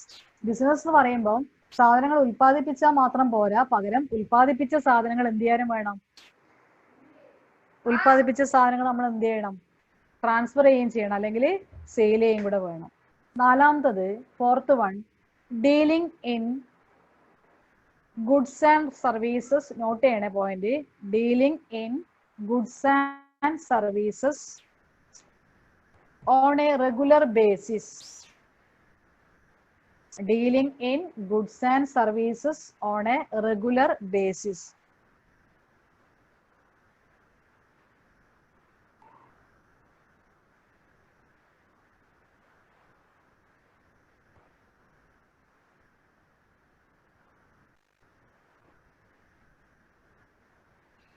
Okay, എന്താണ് ഉദ്ദേശിക്കുന്നത്? Dealing in goods and service on a regular basis. ഒരു കാര്യം ഒരു തവണ ചെയ്താൽ അത് ബിസിനസ് ആവില്ല. ഒരു കാര്യം ഒരു തവണ ചെയ്താൽ നമുക്ക് അതിനെ ബിസിനസ് വിളിക്കാൻ പറ്റില്ല. അത് റെഗുലർ ആയിട്ട് ചെയ്യണം, കണ്ടിന്യൂസ് ആയിട്ട് ചെയ്യണം. റെഗുലറായി ചെയ്യുമ്പോൾ മാത്രമേ നമുക്ക് അതിനെ എന്ത് വിളിക്കാൻ പറ്റില്ല. റെഗുലറായി ചെയ്യുമ്പോഴേ പൈസ കിട്ടൂലൂ, അല്ലേ? അതായത് എക്സാമ്പിൾ, ഒരു പഴയ കാർ എടുത്ത് വെക്കുമ്പോൾ എനിക്ക് ലാഭം ഉണ്ടാവോ ഇല്ലയോ? ഞാൻ കുറെ കാലം ഉപയോഗിച്ചൊരു കാർ, അത് പഴയതായി, ഞാൻ അത് സെയിൽ ചെയ്യും. അപ്പൊ എനിക്ക് ലാഭം ഉണ്ടാവോ ഇല്ലയോ? ഞാൻ വിൽക്കുക എന്നുള്ളൊരു പ്രോസസ്സാണ് നടത്തിയത്. സെയിൽ ചെയ്തു. നമ്മൾ നേരത്തെ പറഞ്ഞു ബിസിനസ്സിൽ സെയിൽ ഉണ്ട് എന്ന് പറഞ്ഞു. ഞാനിപ്പോ ചെയ്യുന്നത് ഒരു 5-6 കൊല്ലം മുമ്പ് വാങ്ങിയൊരു കാറ്, എനിക്കത് ഉപയോഗിച്ച് മതിയായി, എനിക്ക് പുതിയ വണ്ടി വാങ്ങിക്കണം, ഞാൻ ഈ പഴയ കാറ് കൊടുക്കാൻ പോവുകയാണ്. അപ്പൊ കൊടുക്കുക, വിൽക്കുക എന്നുള്ളൊരു പ്രോസസ്സാണ് നടന്നു. ചോദ്യം ഇതാണ്, അത് ബിസിനസ് ആണോ അല്ലയോ? നിങ്ങൾ ആലോചിച്ച് നോക്ക്.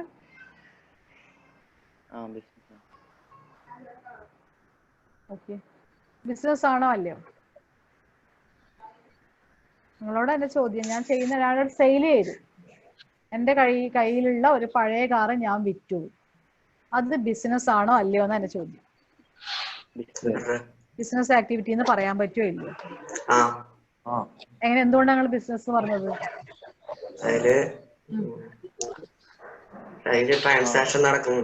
ട്രാൻസാക്ഷൻ നടക്കുന്നതുകൊണ്ട് മാത്രമല്ല, നിങ്ങൾ വിൽക്കുക എന്നുള്ള പ്രോസസ്സ് നടക്കുന്ന നിങ്ങൾ ബിസിനസ് എന്ന് പറഞ്ഞു. അവിടെ നിങ്ങളെ കൺസെപ്റ്റ് തെറ്റിയത്. തുറന്നത് കൺസെപ്റ്റ് കിട്ടില്ല. അവിടെ നിങ്ങളെ കൺസെപ്റ്റ് തെറ്റി.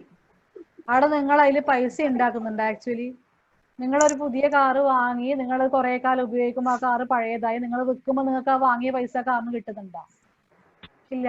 ഒരുപാട് പൈസ കുറഞ്ഞിട്ടേ നിങ്ങൾക്ക് അത് വിൽക്കാൻ പറ്റുള്ളൂ. അതല്ല, നിങ്ങൾ ഒരുപാട് കാലം യൂസ് ചെയ്യുമ്പോൾ ഫ്രഷ് കാറ് നിങ്ങൾ എത്ര പൈസക്കാന്ന് വാങ്ങി, ആ പൈസക്ക് നിങ്ങൾക്ക് ആ കാറ് കൊടുക്കാൻ പറ്റൂല. ഒരുപാട് റേറ്റ് കുറച്ചിട്ടാണ് നിങ്ങൾ ആ കാർ ഒഴിവാക്കുന്നത്. അവിടെ ട്രാൻസ്ഫർ നടന്നു, സെയിൽ നടന്നു. അത് നമ്മൾ ബിസിനസ് ആക്ടിവിറ്റി എന്ന് വിളിക്കുന്നില്ല. കാരണം അതിൽ നമുക്ക് എന്ത് ചെയ്യാൻ പറ്റുന്നില്ല, പൈസ ഉണ്ടാക്കാൻ പറ്റില്ല. നേരെ മറിച്ചിട്ട് നിങ്ങളുടെ കയ്യിൽ ഈ സെക്കൻഡ് ഹാൻഡ് ഗുഡ്സ് കണ്ടിന്യൂസ് ആയിട്ട് വാങ്ങുകയും വിൽക്കുകയും ചെയ്യുന്ന ഒരു ഷോപ്പ് നിങ്ങളുടെ അടുത്ത് ഉണ്ടെന്ന് വിചാരിക്കും. നിങ്ങൾ പഴയ കാർ വാങ്ങിക്കും, നിങ്ങൾ വേറെയൊക്കെ വെക്കും, വീണ്ടും ചെയ്യും. അങ്ങനെ നിങ്ങൾ റെഗുലർ ആയിട്ട് ചെയ്യുന്നു, കണ്ടിന്യൂസ് ആയിട്ട് ചെയ്യുന്നു. ആദ്യം ചെയ്തതും നിങ്ങൾ വാങ്ങുക വിൽക്കുക എന്നുള്ള പ്രോസസ്സ് തന്നെയാണ്. ഇപ്പൊ ഞാൻ പറഞ്ഞത് അത് നിങ്ങൾ സ്ഥിരമായി ചെയ്തുകൊണ്ടിരിക്കുന്നത്, റെഗുലറായി ചെയ്തുകൊണ്ടിരിക്കുന്നത്. സ്വന്തമായിട്ട് നിങ്ങൾക്ക് ഒരു ഷോപ്പ് ഉണ്ട്, അപ്പൊ നിങ്ങൾ എന്ത് ചെയ്യുന്നു, റെഗുലറായിട്ട് പഴയ സാധനങ്ങൾ വാങ്ങിക്കുകയും വിൽക്കുകയും ചെയ്തുകൊണ്ടിരിക്കുന്നു. അത് ബിസിനസ് ആണോ? അത് ഞാൻ പറഞ്ഞ കേസ് ബിസിനസ് ആണോ? അത് ബിസിനസ് ആണ്. കാരണം നിങ്ങൾ തീർച്ചയായിട്ടും കണ്ടിന്യൂസ് ആയിട്ട് ചെയ്യുന്നു, അല്ലേ? അങ്ങനെ നിങ്ങൾ എപ്പോഴും ചെയ്തുകൊണ്ടിരിക്കുമ്പോൾ നിങ്ങൾക്ക് ഉറപ്പായിട്ട് വലിയൊരു കമ്മീഷൻ ഉണ്ടാവും, വലിയൊരു പൈസ നിങ്ങൾക്ക് കിട്ടും. നിങ്ങൾ പഴയ സാധനം എടുത്ത് തിരിച്ചു വെക്കുമ്പോൾ നിങ്ങൾ അതിൻ്റെ കൂടെ ഒരു നിശ്ചിത കമ്മീഷൻ്റെ അല്ലെങ്കിൽ നിശ്ചിത പൈസ എടുത്തിട്ടാണ് നിങ്ങൾ വിൽക്കാൻ ശ്രമിക്കുന്നത്. റെഗുലറായി ചെയ്യുമ്പോൾ അത് എന്തായിട്ട് മാറി, ബിസിനസ് ആയിട്ട് മാറി. നേരെ മറിച്ചിട്ട് നിങ്ങളുടെ കയ്യിലുള്ള ഒരു സിംഗിൾ പീസ് നിങ്ങളൊരാൾക്ക് സെയിൽ ചെയ്യുമ്പോൾ അതിനെ നമുക്ക് ബിസിനസ് വിളിക്കാൻ പറ്റില്ല. അവിടെ നിങ്ങൾ ലാഭം ഉണ്ടാക്കുന്നില്ല. ലാഭം ഉണ്ടാക്കുന്നുണ്ടോ? ഇല്ല. നിങ്ങൾ ആ കാറിന്റെ മുകളിൽ ചെലവാക്കിയതിനേക്കാളും കുറച്ച പൈസക്കാണ് നിങ്ങളത് വിൽക്കുന്നത്. അവിടെ നിങ്ങൾക്ക് നഷ്ടമാണ് വരുന്നത്. ബിസിനസ് എന്ന് പറയുമ്പോൾ എന്തുണ്ടാക്കാനുള്ള ആക്ടിവിറ്റിയാണ്? ലാഭം ഉണ്ടാക്കാനുള്ള റെഗുലർ ആക്ടിവിറ്റീസ് ആയിരിക്കണം, തുടർച്ചയായിട്ട് നമ്മൾ ചെയ്തുകൊണ്ടിരിക്കണം. മനസ്സിലായല്ല? അല്ലാതെ ഏതെങ്കിലും ഒരു ആക്ടിവിറ്റി വായിക്കുമ്പോൾ ഒരു പ്രാവശ്യം അതിൽ സെയിൽ നടക്കുന്നുണ്ട്, ട്രാൻസ്ഫർ നടക്കുന്നുണ്ട് വെച്ചാൽ നമുക്ക് എന്തെന്ന് വിളിക്കാൻ പറ്റൂല, ബിസിനസ് വിളിക്കാൻ പറ്റില്ല. ബിസിനസ് ആക്ടിവിറ്റി ആവുമ്പോൾ ഡീലിംഗ്, ആ സൗണ്ട് ഒന്ന് മ്യൂട്ടാക്കി. ഏതോ സൗണ്ട് എനിക്ക് വരുന്നുണ്ട്, ആരുതാന്നറിയില്ല. സൗണ്ട് ഈ കുട്ടികൾ ആരെയോ വീട്ടിലുണ്ട് അല്ലേ? സൗണ്ട് ഒന്ന് മ്യൂട്ട് ചെയ്തു. ഓക്കെ. അപ്പോൾ dealing in goods and services on regular basis, അതിനെ ബിസിനസ് വിളിക്കാം. ഗുഡ്സ് ട്രാൻസ്ഫർ ചെയ്യുന്നത് എങ്ങനെയായിരിക്കണം? ഒരു ദിവസം ട്രാൻസ്ഫർ ചെയ്താൽ അതിനെ ബിസിനസ് വിളിക്കൂല. പക്ഷെ തുടർച്ചയായി റെഗുലർ ആയിട്ട് നമ്മൾ കാര്യങ്ങൾ ട്രാൻസാക്ഷൻ നടത്തുമ്പോൾ മാത്രമേ എന്ത് വിളിക്കുന്നുള്ളൂ, ബിസിനസ് വിളിക്കുന്നുള്ളൂ. നേരത്തെ പറഞ്ഞതിന്റെ എക്സാമ്പിളിന്റെ ഡിഫറൻസ് നിങ്ങൾക്ക് മനസ്സിലായിനാ? എന്താന്ന് മനസ്സിലായാ? ആദർശ മനസ്സിലായിട്ടുണ്ട് നേരത്തെ പറഞ്ഞത്? ആദർശ് ആ മ്യൂട്ട് ഒഴിവാക്കുമോനെ? ഒന്നും കൂടെ പറയട്, ശ്രദ്ധിച്ചോ. ഞാൻ പറഞ്ഞ പോയിന്റ് എന്താ നിങ്ങൾ എഴുതി വെച്ചിട്ടുണ്ടോ? മൂന്നാമത്തെ പോയിന്റ് വായിച്ചേ. ആ മ്യൂട്ട് ഒഴിവാക്കിട്ട് ഒന്ന് വായിച്ചേ. Sale or exchange of goods and services. അതാണോ പറഞ്ഞത്? അല്ല, നാലാമത്തെ പോയിന്റ്. നാലാമത്തെ അല്ലേ പറയുന്നത് നമ്മളിപ്പോ? Dealing in goods and service on a regular basis. Okay, അവിടെ അവസാനം പറഞ്ഞത് എന്താന്ന്? Regular basis. ബിസിനസിന്റെ ഫീച്ചർ ആവണമെങ്കിൽ dealing in goods and services on a regular basis. നമ്മൾ സാധനങ്ങൾ ഡീൽ ചെയ്യുന്നത്, ട്രാൻസ്ഫർ ചെയ്യുന്നത്, എക്സ്ചേഞ്ച് ചെയ്യുന്നത് തുടർച്ചയായി ചെയ്യണം എന്നാ പറഞ്ഞത്. തുടർച്ചയായി ചെയ്യുന്നതിനെ നമ്മൾ എന്ത് വിളിക്കൂലു? ബിസിനസ് വിളിക്കൂലു. ഓക്കെ, നമ്മൾ ഒരു പ്രാവശ്യം ഒരു കാര്യം ചെയ്യുന്നു, ഒരു സിംഗിൾ ട്രാൻസാക്ഷൻ നടത്തുന്നത്. അതാണ് ആദർശിന്റെ കയ്യിൽ ഒരു പഴയ കാറുണ്ട്, ആദർശ് അത് വിൽക്കുന്നു, കഴിഞ്ഞു, വേറെ കാറൊന്നും നിന്റെ കയ്യിലില്ല. That is not business. നിന്റെ കയ്യിലുള്ള ഒരു കാറ് നീ വെക്കുന്ന സമയത്ത് അതെന്തല്ല? ഒരു സിംഗിൾ ആക്ടിവിറ്റി എന്തല്ല? ബിസിനസ് അല്ല. നേരെ മറിച്ച് നിന്റെ കയ്യിലൊരു ഷോപ്പ് ഉണ്ട്, നീ റെഗുലറായിട്ട് ചെയ്തുകൊണ്ടിരിക്കുന്നു. പഴയ കാറുകൾ അല്ലെങ്കിൽ മറ്റുള്ള വാഹനങ്ങളൊക്കെ വരുന്ന സമയത്ത് നീ എന്ത് ചെയ്യുന്നു? അത് എടുത്തു വെച്ച് നീ ആൾക്കാർ വരുമ്പോൾ, കസ്റ്റമേഴ്സ് വരുമ്പോൾ നീ വിൽക്കുന്നു. അത് നീ റെഗുലറായി ചെയ്തുകൊണ്ടിരിക്കുകയാണ്. റെഗുലറായി ചെയ്യുമ്പോൾ നിനക്ക് എന്ത് വരും? നിന്റെ കയ്യിലേക്ക് പൈസ വരും. നീ ഒരു കമ്മീഷൻ ബേസിൽ എന്ത് ചെയ്യും? അത് നീ കണ്ടിന്യൂസ് ആയി ചെയ്യുന്നു, വാങ്ങുക വിൽക്കുക നീ ചെയ്തുകൊണ്ടിരിക്കുകയാണ്. അതിനെ നമുക്ക് എന്ത് വിളിക്കാൻ പറ്റൂലോ? ബിസിനസ് വിളിക്കാം. അതെന്തായിരിക്കണം? നിങ്ങൾ ചെയ്യുന്ന വാങ്ങുക വിൽക്കുക എന്നുള്ള പ്രോസസ്സ് ഒറ്റത്തവണ ചെയ്താൽ അതിനെ ബിസിനസ് എന്ന് വിളിക്കൂല. പകരം റെഗുലറായി ചെയ്താൽ മാത്രം നമ്മൾ അതിനെ എന്ത് വിളിക്കും? ബിസിനസ്. ഇപ്പൊ ക്ലിയർ ആയ? പോയിന്റ് മനസ്സിലായ? Okay, yes. ഇനി 5ാമത്തെ പോയിന്റ് എഴുതാം, profit earning. 5th point, profit earning.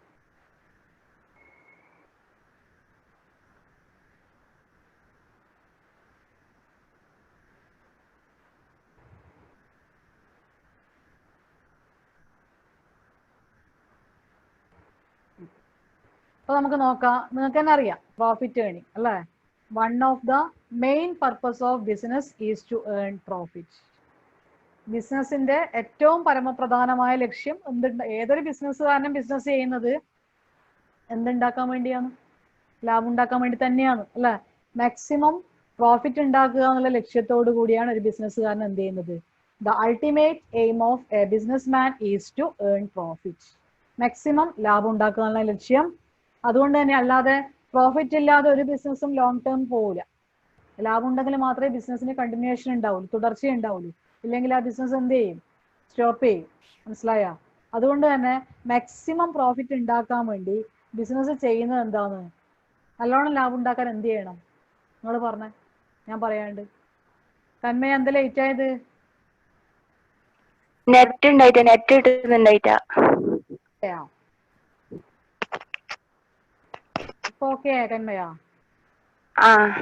Okay ശരി. അപ്പൊ പറയാം, നിങ്ങളോട് ചോദിക്കുന്നത് പ്രോഫിറ്റ് ഉണ്ടാക്കാൻ വേണ്ടി, ലാഭം ഉണ്ടാക്കാൻ ഒരു ബിസിനസ്സുകാരൻ എന്ത് ചെയ്യണം? മാക്സിമം ലാഭം ഉണ്ടാക്കാൻ വേണ്ടി നിങ്ങൾ ആലോചിച്ച് നോക്ക്. നിങ്ങളൊരു ബിസിനസ് മാനായി നിങ്ങൾ ചിന്തിക്കുന്നത് നിങ്ങൾ ഏതെങ്കിലും നിങ്ങൾക്ക് ഇഷ്ടപ്പെട്ട ഒരു ബിസിനസ് നിങ്ങൾ നടത്തുന്നു. നിങ്ങളെ മനസ്സിൽ ഒറ്റ ആഗ്രഹമേ ഇല്ലൂ, മാക്സിമം ലാഭം ഉണ്ടാക്കുക, എന്റെ ബിസിനസ്സിൽ നിങ്ങൾക്ക് മാക്സിമം ലാഭം ഉണ്ടാക്കുക. നിങ്ങൾ എന്ത് ചെയ്യും? അപ്പൊ മാക്സിമം ലാഭം ഉണ്ടാക്കാൻ നിങ്ങൾ ചെയ്യുന്നത് എന്തായിരിക്കും? ഞാൻ ആരെ പേരൊന്നും ചോദിക്കില്ല. നമ്മൾ സാധനം വാങ്ങിയിട്ട് അത് കുറച്ച് വില. അഡ്വർടൈസിങ് നമ്മൾ കുറച്ച് പൈസ ചെലവാക്കി ചെയ്യുന്ന അതിന്റെ സഹായിക്കുന്ന ഘടകമാണ്. നമ്മൾ എന്ത് ചെയ്താലും നമ്മൾ സാധനം വാങ്ങിയിട്ട് അത് കുറച്ച് കൂട്ടി വെക്കും. അതായത് അവിടെ നമ്മൾ ചെയ്യുന്നത് ഇൻക്രീസിങ് സെയിൽസ്, മാക്സിമം വിൽക്കാൻ നോക്കും. അതാ ചെയ്യുന്നത് അല്ലേ? നിങ്ങൾക്ക് ലാഭം ഉണ്ടാക്കണം, നിങ്ങൾ മാക്സിമം വിൽക്കണം, എന്നാലേ നിങ്ങൾക്ക് ലാഭം ഉണ്ടാവുള്ളൂ. അതെ, ഒരു കാര്യം അതാണ്, ഇൻക്രീസിങ് സെയിൽസ്. മാക്സിമം വിൽക്കണം. നിങ്ങളുടെ കയ്യിലുള്ള സാധനങ്ങൾ മാക്സിമം വിറ്റ് കഴിഞ്ഞാൽ നിങ്ങൾക്ക് എന്തുണ്ടാവുള്ളൂ? ലാഭം ഉണ്ടാവുള്ളൂ. അതോടൊപ്പം ശ്രദ്ധിക്കേണ്ടത് ഓർ റെഡ്യൂസിങ് കോസ്റ്റ്. അതിന്റെ മുകളിൽ ഉണ്ടാകുന്ന ചെലവ് കുറവുമായിരിക്കണം. നിങ്ങൾക്ക് വലിയ പൈസക്ക് ഒരു സാധനം വാങ്ങിയിട്ട് വലിയ ലാഭം എടുത്തിട്ട് വിൽക്കാൻ പറ്റൂല അല്ലേ? അപ്പൊ നിങ്ങളുടെ കയ്യിൽ കിട്ടുന്ന സാധനം എന്തായിരിക്കണം? കോസ്റ്റ്, അതിന്റെ മുകളിൽ ഉണ്ടാകുന്ന കോസ്റ്റ് കുറവായിരിക്കണം. കോസ്റ്റ് കുറവാണെങ്കിൽ മാത്രമേ നിങ്ങൾക്ക് നല്ല രീതിയിൽ ലാഭം എടുത്ത് വിൽക്കാൻ വേണ്ടി പറ്റുള്ളൂ. അപ്പോൾ പ്രോഫിറ്റ് ഉണ്ടാക്കണമെങ്കിൽ 2 കാര്യം ശ്രദ്ധിക്കണം. ഒന്നെന്താ വേണ്ടത്? ഇൻക്രീസിങ് സെയിൽസ്, വിൽപ്പന വർദ്ധിപ്പിക്കണം. ഓർ റെഡ്യൂസിങ് കോസ്റ്റ്, അതിന്റെ മുകളിലുള്ള കോസ്റ്റ് എന്ത് ചെയ്യും വേണം? കുറയും വേണം. ഇങ്ങനെയാണെങ്കിലേ നമുക്ക് എന്തുണ്ടാക്കാൻ പറ്റുള്ളൂ? പ്രോഫിറ്റ് ഉണ്ടാക്കാൻ പറ്റുള്ളൂ. So the ultimate aim of a business man is to earn profit. ഒരു ബിസിനസ്സുകാരനെ സംബന്ധിച്ചിടത്തോളം അയാളുടെ ഏറ്റവും വലിയ ലക്ഷ്യം എന്തുണ്ടാക്കുക എന്നുള്ളതാണ്? മാക്സിമം പ്രോഫിറ്റ് ഉണ്ടാക്കുക എന്നുള്ളതാണ്. അങ്ങനെയാണെങ്കിൽ മാത്രമേ ആ ബിസിനസ്സിന് എന്തുണ്ടാവുള്ളൂ? സർവൈവ് ഉണ്ടാവുള്ളൂ, നിലനിൽപ്പ് ഉണ്ടാവുള്ളൂ. കുറെ കാലം ബിസിനസ് പിടിച്ചു നിൽക്കണമെങ്കിൽ തീർച്ചയായിട്ടും ബിസിനസ്സിന് ലാഭം വേണം. എങ്ങനെ അയാൾ ലാഭം കൂട്ടും? Maximise profit by increasing sales. നല്ല രീതിയിൽ എന്തുണ്ടാക്കണം? സെയിൽ ഉണ്ടാക്കണം ഓർ റെഡ്യൂസിങ് കോസ്റ്റ്. അതിന്റെ മുകളിൽ ഉണ്ടാവുന്ന ചെലവ് കുറവായിരിക്കണം അല്ലെ? കോസ്റ്റ് റെഡ്യൂസ് ചെയ്തുകൊണ്ടോ സെയിൽ ഇൻക്രീസ് ചെയ്തുകൊണ്ടോ എന്തുണ്ടാക്കാൻ പറ്റും? ഒരു ബിസിനസ്സുകാരന് മാക്സിമം പ്രോഫിറ്റ് ഉണ്ടാക്കാൻ വേണ്ടി പറ്റും. ഓക്കെ, അപ്പോൾ 5 ഫീച്ചേഴ്സ് നമ്മൾ പഠിച്ചു കഴിഞ്ഞു. First one, it's an economic activity. Second one, production or procurement of goods and services. മൂന്നാമത്തത്, sale or exchange of goods and services. നാലാമത്തത്, dealing in goods and services on regular basis. അഞ്ചാമത്തത്, profit earning. Sixth one, uncertainty of return. Uncertainty of return. Note ചെയ്യുക, uncertainty. UNCERTAINTY.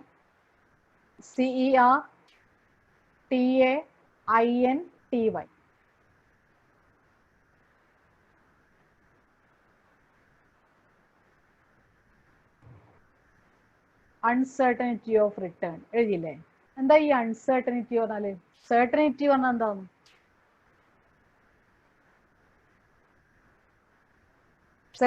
certainly എന്നൊക്കെ കേട്ടിട്ടുണ്ടാവും നിങ്ങൾ. തീർച്ചയായും, ഉറപ്പായുള്ള കാര്യം നമ്മൾ certainly എന്ന് പറയും. അൺസർട്ടനിറ്റി എന്ന് പറഞ്ഞു കഴിഞ്ഞാല് ഉറപ്പില്ല എന്നാ പറയും. അൺസർട്ടനിറ്റി എന്ന് പറഞ്ഞാല് ഉറപ്പില്ല. എന്ത് ഉറപ്പില്ലാന്ന്?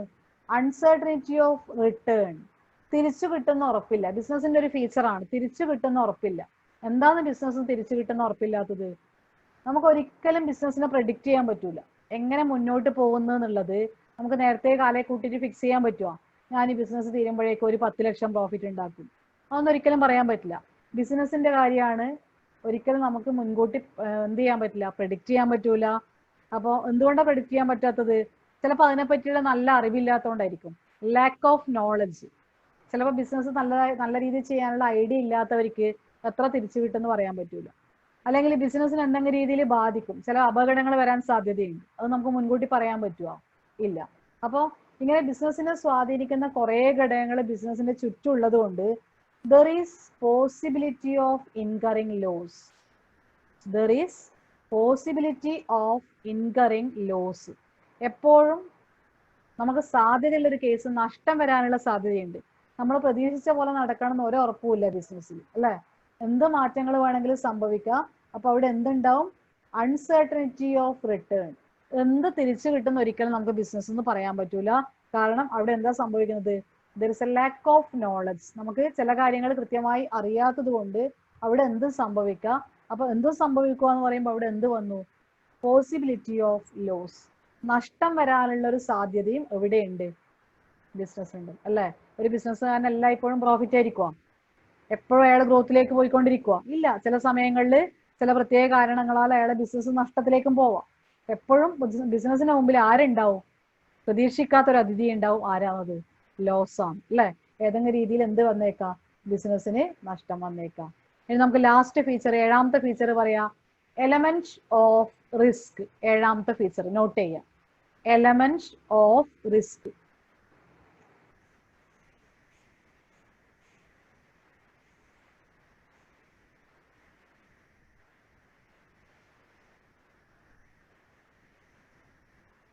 എന്താണ് റിസ്ക് എന്ന് പറഞ്ഞാല്?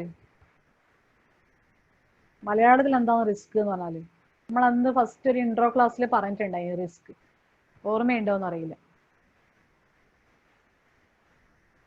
റിസ്ക് പറഞ്ഞാൽ കേട്ടിട്ടുണ്ടോ? ആ വാക്ക് നിങ്ങൾ കേട്ടിട്ടുണ്ടോ? റിസ്ക്. കൊമേഴ്സുകാരായ നിങ്ങൾ എന്തായാലും എനിക്ക് കേൾക്കും, അത് ആ വാക്ക് കേട്ടോണ്ടിരിക്കും. എന്താന്ന് അങ്ങനെ പറഞ്ഞാല്? ബിസിനസിന് നഷ്ടം ഉണ്ടാവാം. ബിസിനസ്സിന് നഷ്ടവും ഉണ്ടാവാം. യെസ്, അത് തന്നെയാണ് റിസ്ക് അല്ലെ? ഡേഞ്ചർ എന്ന് പറയാൻ പറ്റില്ല. Risk is equal to danger എന്നൊന്നല്ല, അപകടം എന്നൊന്നല്ല അർത്ഥം.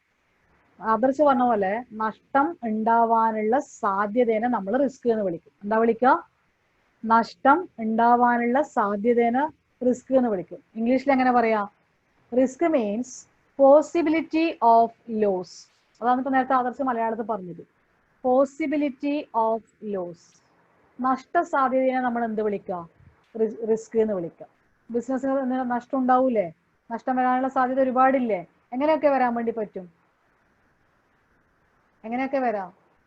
നമ്മൾ പ്രതീക്ഷിക്കാത്ത കുറെ ഫാക്ടേഴ്സ്, നമ്മൾ പ്രതീക്ഷിക്കാത്ത കുറെ ഘടകങ്ങൾ അതിലുണ്ട്. ഒന്നാമത്തത് കൺസ്യൂമേഴ്സ്. എപ്പോഴും ബിസിനസിന്റെ നിലനിൽപ്പ് എന്ന് പറയുമ്പോൾ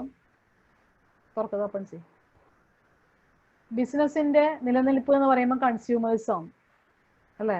നമുക്കൊരു സ്വഭാവമുണ്ട്, എന്താണ്, നമ്മളെ നീഡ്സും വാണ്ട്സും ഒക്കെ ഇടക്കിടക്ക് മാറിക്കൊണ്ടിരിക്കും, നമ്മളെ ടേസ്റ്റ് ഒക്കെ മാറിക്കൊണ്ടിരിക്കും, നമ്മളെ ഫാഷനൊക്കെ മാറിക്കൊണ്ടിരിക്കും. നമ്മൾ ഏത് ഒന്നിൽ ഫോക്കസ് ചെയ്യുന്ന ആൾക്കാരല്ല. കാരണം നമുക്ക് എപ്പോഴും മാറിയ ചിന്താഗതിയാണ് അല്ലേ? നമ്മൾ ഈ ടേസ്റ്റും വാണ്ട്സും നീഡ്സും ഒക്കെ മാറുമ്പോൾ അതെല്ലാം ആരെ ബാധിക്കും? അതിനനുസരിച്ച് മാറ്റം ആര് വരുത്തണം? ബിസിനസ്സുകാർ വരുത്തണം അല്ലെ? നമ്മൾ എക്സാമ്പിൾ നമുക്ക് ഡ്രസ്സിന്റെ കേസ് തന്നെ എടുക്കാം. എപ്പോഴും ഏറ്റവും കൂടുതൽ മാറ്റങ്ങൾ സംഭവിക്കുന്ന ഒരു കേസാണ് ഡ്രസ്സിങ്ങിൽ. നിങ്ങൾക്ക് തന്നെ അറിയാം, ഓരോ പ്രാവശ്യം പോകുന്ന സമയത്ത് എന്ത് ചെയ്യും? പുതിയ പുതിയ മോഡൽസ്, നിങ്ങളുടെ മനസ്സിൽ പുതിയ കുറേ സ്വപ്നങ്ങളായിരിക്കും അല്ലേ? നിങ്ങൾ ചില ഷോപ്പിൽ പോകും, അവിടെ നിന്ന് ഒന്നും എടുക്കാണ്ട് ഇറങ്ങി വരും. എന്തുകൊണ്ടായിരിക്കും അത്?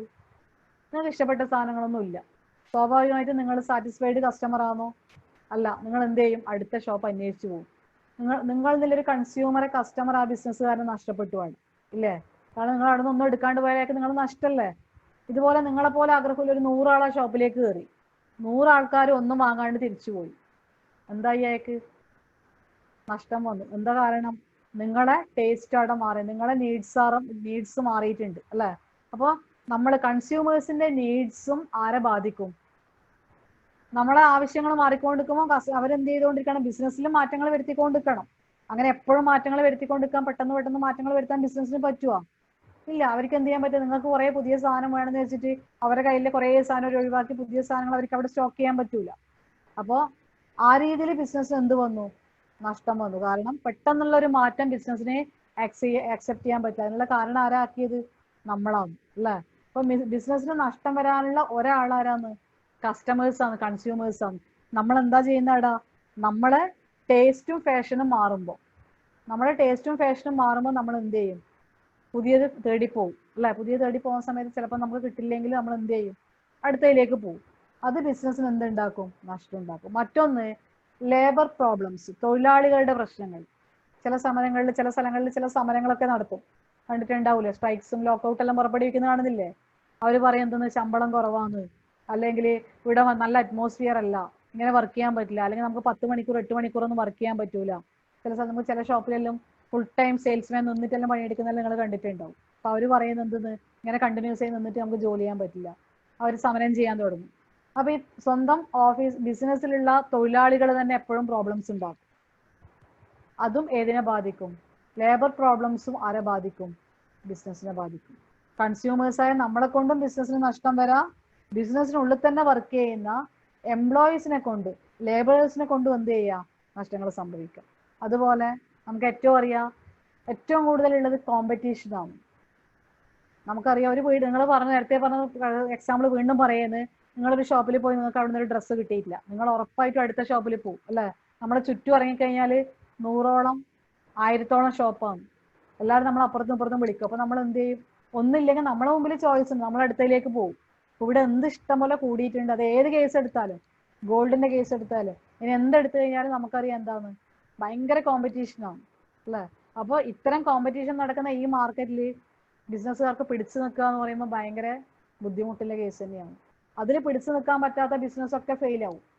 കാരണം ഡെയിലി കോമ്പറ്റീഷൻ കൂടിക്കൂടി വരുന്നത്, പുതിയ ബിസിനസ് സ്റ്റാർട്ട് ചെയ്യുന്നത്. അപ്പോൾ കോമ്പറ്റീഷനും ഏതിനും സാധ്യമാണ്? ബിസിനസ്സിൽ നഷ്ടം ഉണ്ടാക്കാനുള്ള സാധ്യത വരും. ഓക്കെ. അതുപോലെ മറ്റൊന്ന് പറഞ്ഞു കഴിഞ്ഞാൽ, നമ്മൾ ശ്രദ്ധിക്കപ്പെടാത്ത ചില കാര്യങ്ങൾ, ഫയർ, തീപിടുത്തം ഉണ്ടാവലുണ്ട്. ചില ഷോർട്ട് സർക്യൂട്ട് മൂലം പെട്ടെന്ന് രാവിലെ എണീക്കുമ്പോഴത്തേക്ക് ചില ഷോപ്പ് കത്തിന്നൊക്കെ നമ്മൾ വായിക്കലുണ്ട് അല്ലേ? അങ്ങനെ എന്ത് വരാം? നമ്മൾ പ്രതീക്ഷിക്കാത്ത അപകടങ്ങൾ വരാം. മോഷണം പോവാം. ചിലപ്പോൾ ചില സ്ഥലങ്ങളിൽ ചില ജ്വല്ലറിന്നൊക്കെ സാധനങ്ങൾ മോഷണം പോലുണ്ട് അല്ലേ? തെഫ്റ്റ് എന്ന് പറയും ഇംഗ്ലീഷിൽ. അപ്പോൾ ഫയർ ഉണ്ടാവാം, തെഫ്റ്റ് ഉണ്ടാവാം, മോഷണം ഉണ്ടാവാം. അതല്ലാണ്ട് നാച്ചുറൽ കലാമിറ്റീസ് ഉണ്ടാവും, പ്രകൃതി ദുരന്തങ്ങൾ ഉണ്ടാവും. നമുക്കിപ്പോൾ അടുത്ത കാലത്ത് കഴിഞ്ഞ ഇതേ സമയത്ത് ഏകദേശം ജൂലൈ ഓഗസ്റ്റിലൊരു പ്രശ്നം നമ്മളെല്ലാവരും നേരിട്ടതാണ്. എന്താ അത്? കഴിഞ്ഞ വർഷം ഇതേ സമയത്ത് പ്രളയം വന്നിട്ടുണ്ടായിരുന്നു അല്ലേ? നമുക്കറിയാലോ, എത്രയോ വീടുകളും സ്ഥാപനങ്ങളും വാഹനങ്ങളും ഒക്കെ വെള്ളത്തിന്റെ അടിയിൽ പോയി. ആരെങ്കിലും പ്രതീക്ഷിച്ചിട്ടുണ്ടോ ഇങ്ങനെ ഒരു പ്രളയം വരും, നമ്മളെ ബിസിനസ് നഷ്ടപ്പെടും? ചിന്തിച്ചിട്ടുണ്ടോ? തടയാൻ പറ്റുമോ അത്? നമ്മളെ ഈ ബിസിനസിന്റെ സ്ഥലത്തേക്ക് മാത്രം വെള്ളം വരുത്തിക്കാണ്ടിരിക്കാനോ അങ്ങനെ ഉണ്ടോ? ഒന്നുമില്ല അല്ലേ? അങ്ങനെ നമ്മൾ പ്രതീക്ഷിക്കാത്ത നാച്ചുറൽ കലാമിറ്റീസ്, വെള്ളപ്പൊക്കോ അതുപോലെ തന്നെ എന്താ പറയാ വരൾച്ചയോ ഇങ്ങനെയുള്ള കേസൊക്കെ വന്നു കഴിഞ്ഞാൽ, അതുപോലെ തന്നെ സുനാമി, അതുപോലെ എന്താ പറയാ എർത്ത് ക്വേക്ക്, ഭൂകമ്പം ഒക്കെ വന്നു കഴിഞ്ഞാലും അത് ഏതിനെ ബാധിക്കും? ഏത് നാച്ചുറൽ കലാമിറ്റീസ് വന്നാലും അത് ഏതിനെ ബാധിക്കും? ബിസിനസ്സിനെ ബാധിക്കും. ബിസിനസ്സിനെ സംബന്ധിച്ചിടത്തോളം ബിസിനസ്സിൽ ആരുണ്ട് എന്ന് പറയാം? എപ്പോഴും റിസ്ക് കൂടെ ഉണ്ട് എന്ന് പറയാം. ഓക്കെ, ഈ പറഞ്ഞ കാര്യങ്ങളൊക്കെ ബിസിനസിന്റെ ഫീച്ചേഴ്സ് ആയിട്ട് നമുക്ക് പറയാൻ വേണ്ടി പറ്റും. അപ്പോൾ 7ഓളം ഫീച്ചേഴ്സ് ഇപ്പൊ നമ്മൾ പറഞ്ഞു കഴിഞ്ഞു. ഈ 7 ഫീച്ചറും ബിസിനസ്സിന് ഒഴിവാക്കാൻ പറ്റൂല. ഈ 7 ഫീച്ചേഴ്സിന്റെയും ആകെ തുകയാണ് ബിസിനസ് എന്ന് പറഞ്ഞാൽ. അപ്പൊ നമുക്ക് നോക്കാം ഏതൊക്കെയാ പറഞ്ഞത് ശ്രദ്ധിക്കുക. ഒന്നുകൂടെ ഞാൻ പറയുന്നത്, നോട്ട് ചെയ്യണേ. നോട്ട് ചെയ്യാത്ത ആൾക്കാരാണെങ്കിൽ ഞാൻ ചോദിക്കുമ്പോൾ എനിക്ക് പറഞ്ഞു തരിക. ഫസ്റ്റ് വൺ നമ്മൾ പറഞ്ഞു എന്താണ് ബിസിനസ് എന്ന് പഠിച്ചു. രണ്ടാമത് ഹ്യൂമൻ ആക്ടിവിറ്റീസിനെ 2ആയിട്ട് ക്ലാസിഫൈ ചെയ്തിട്ടുണ്ട്, എക്കണോമിക്, നോൺ എക്കണോമിക് എന്ന് പഠിച്ചു. മൂന്നാമത്തെ നമ്മൾ പഠിച്ചത് features or characteristics of business, ബിസിനസിന്റെ സ്വഭാവ സവിശേഷതകൾ. അതിൽ ഒന്നാമത് പറഞ്ഞു എന്താണ്? It's an economic activity. എന്താ എക്കണോമിക് ആക്ടിവിറ്റി എന്ന് പറഞ്ഞാൽ? ദ അൾട്ടിമേറ്റ് എയിം എന്ന് പറയുമ്പോൾ എന്തുതന്നെയാണ്?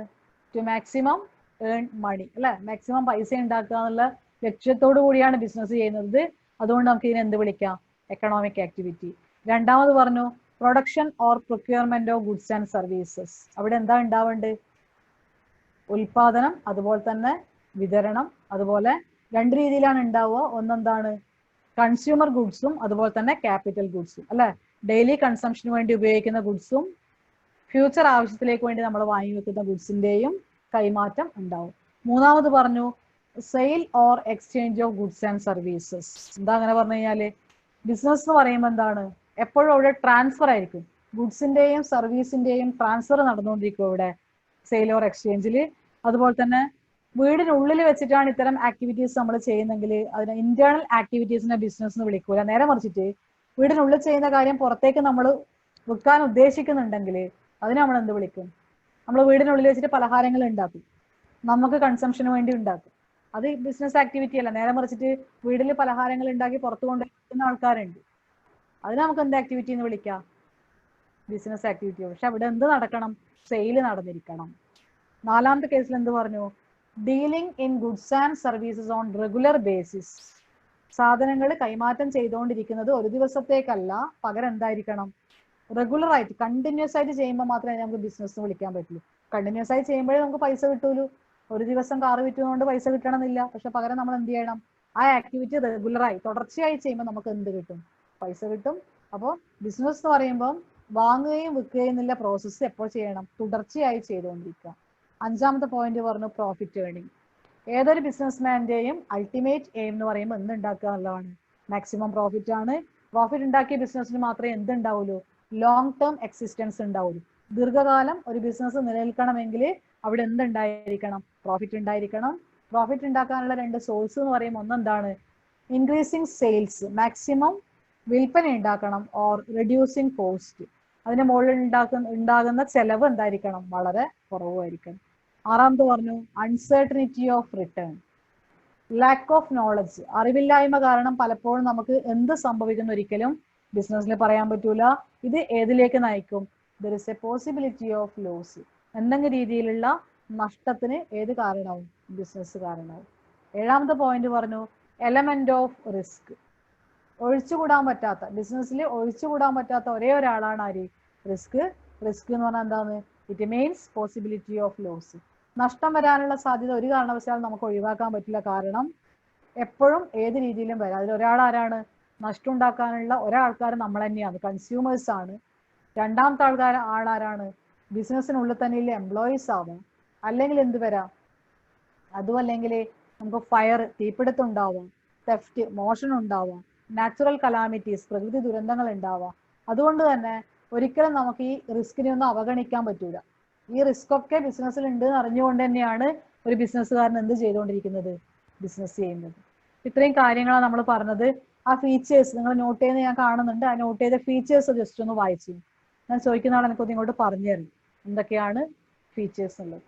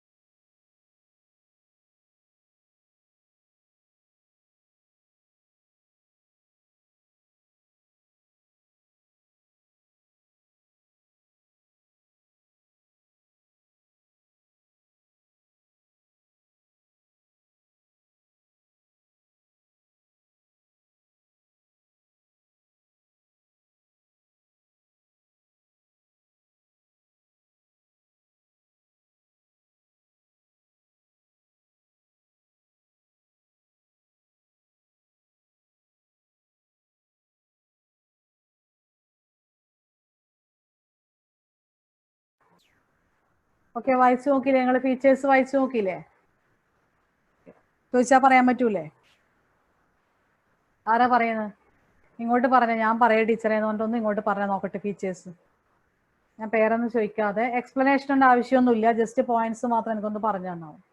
അത് ഓർഡറിൽ തന്നെ പറയണമെന്നൊന്നുമില്ല, നിങ്ങൾക്ക് ഓർമ്മ വരുന്ന പോയിന്റ്സ് എന്താണോ അത് 1 by 1 ആയിട്ടൊന്ന് പറയും. ഞാൻ പേര് വിളിക്കാണ്ട് തന്നെ ഞാൻ പറഞ്ഞോളാം എന്ന് പറഞ്ഞിട്ടൊന്ന് പറഞ്ഞു നോക്കട്ടെ.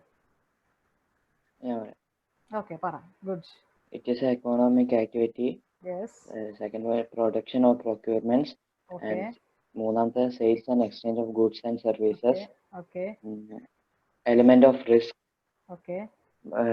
Profit earning. Okay. Uncertainty of risk. Yes. Dealing in goods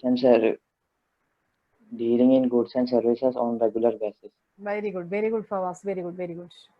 അപ്പൊ അങ്ങനെ പറയാൻ പറ്റണം. ഞാൻ പറയാന്ന് പറഞ്ഞിട്ട് മുന്നോട്ടേക്ക് വരണം. നിങ്ങൾക്ക് തെറ്റിയാലൊന്നും കുഴപ്പമില്ല, നിങ്ങൾക്ക് ഒരു കോൺഫിഡൻസ് ആണ് വേണ്ടത്.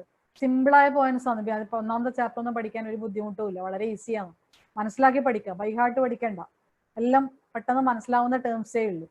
അപ്പോൾ ഓരോന്നും മനസ്സിലാക്കി കഴിഞ്ഞാൽ മനസ്സിൽ കൃത്യമായിട്ട് ഓർമ്മിച്ചെടുക്കുക. ഓരോ ഇങ്ങനത്തെ ആദ്യം തന്നെ ഇപ്പൊ പെട്ടെന്ന് നിങ്ങളുടെ മനസ്സിൽ പ്രോഫിറ്റ് എന്നുള്ള ടേം വരും. അപ്പൊ നിങ്ങൾക്ക് പറയാം എന്താണ് പ്രോഫിറ്റ് ഏണിംഗ് ആണ്. നമ്മൾ ആദ്യമേ പഠിച്ചുകൊണ്ടിരിക്കുന്ന ഒരു കേസാണ്, ഇതൊരു എക്കണോമിക് ആക്ടിവിറ്റി ആണ്. നമ്മളെ മൈൻഡിൽ ഉണ്ടാവും ബിസിനസ് എന്ന് പറയുമ്പോൾ ഒരു എക്കണോമിക് ആക്ടിവിറ്റി ആണ്, പ്രോഫിറ്റ് ഏണിംഗ് ഉണ്ട്. പിന്നെ നമ്മൾ എപ്പോഴും പറഞ്ഞുകൊണ്ടിരിക്കുന്ന ബിസിനസ്സിന് റിസ്ക് ഉണ്ട് എന്നാണ് അല്ലേ? അപ്പൊ എലമെന്റ് ഓഫ് റിസ്ക് 3 പോയിന്റ് നിങ്ങൾ പഠിച്ചു കഴിഞ്ഞു. പിന്നെ നിങ്ങൾ പഠിക്കുന്നത് ഇവിടെ എന്തുണ്ട്? Dealing in goods and services, സാധനങ്ങളും സേവനങ്ങളുമാണ് എപ്പോഴും യൂസ് ചെയ്യുന്നത്. ഒരു പോയിന്റ് അതായി. പിന്നെ നമ്മൾ പറഞ്ഞു റെഗുലറായി ചെയ്താലേ ബിസിനസ് ആവൂലൂ എന്ന് പറഞ്ഞു. 4ാമത്തെ പോയിന്റ് നമ്മൾ അതാണ് എഴുതി വെച്ചിട്ടുള്ളത് അല്ലേ? അതുപോലെ അൺസർട്ടനിറ്റി ആണ്, എന്ത് വരുന്ന ഒരു ഉറപ്പും പറയാൻ പറ്റില്ല. ഇങ്ങനെ ആലോചിച്ച് പഠിച്ചാൽ തന്നെ പോയിന്റ് മൈൻഡിൽ ഇങ്ങനെ നിൽക്കും, 1 by 1 ആയിട്ട് നിൽക്കും. അതുകൊണ്ട് ബൈ ഹാർട്ട് ഒരിക്കൽ നിങ്ങൾ പഠിക്കാൻ പാടില്ല. എടുക്കുന്ന കാര്യങ്ങൾ മനസ്സിലാക്കിയിട്ട് നിങ്ങൾക്ക് വരുന്ന ഓർഡറിൽ നിങ്ങൾ പറയാം. ഓക്കെ, ഫവാസ് പറഞ്ഞു. ഇനി ആരാ പറയാ? ഞാൻ പേരൊന്നും വിളിക്കുന്നില്ല, പറയാൻ പറ്റുന്ന കോൺഫിഡൻസിൽ ഒരാളൊന്ന് പെട്ടെന്ന് പറഞ്ഞേ, പെട്ടെന്ന്.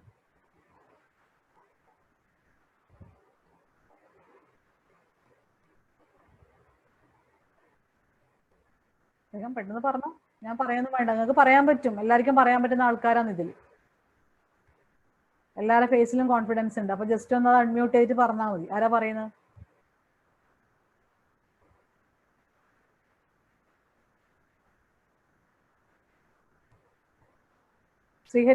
ശ്രീഹരി കെ പറയാൻ പറ്റും? ശ്രീഹരി ഒന്ന് ഓർമ്മിച്ച് പറഞ്ഞു നോക്കി ഏതൊക്കെയാ points? Business was A economic activity.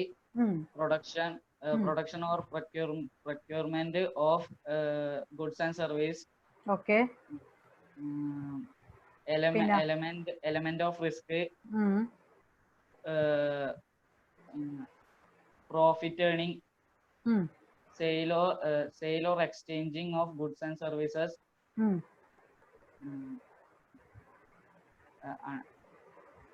Pinna. Uncertainty of return. Pinna. Dealing in goods and services on a regular basis. Element of risk പറഞ്ഞോ? ഓക്കെ, ഗുഡ്, മതി, വെരി ഗുഡ്. ഇനി ഒരാളും കൂടെ ഒന്ന് പെട്ടെന്ന് പറയണം, ആരെങ്കിലും ഒരാളും കൂടെ. നമുക്ക് അടുത്തയിലേക്ക് പെട്ടെന്ന് പോവാലോ. ചെറിയ ടോപ്പിക്കും കൂടെ നമുക്ക് ഇന്ന് പറയാനുണ്ട്. ആരാ പറയുന്നത്?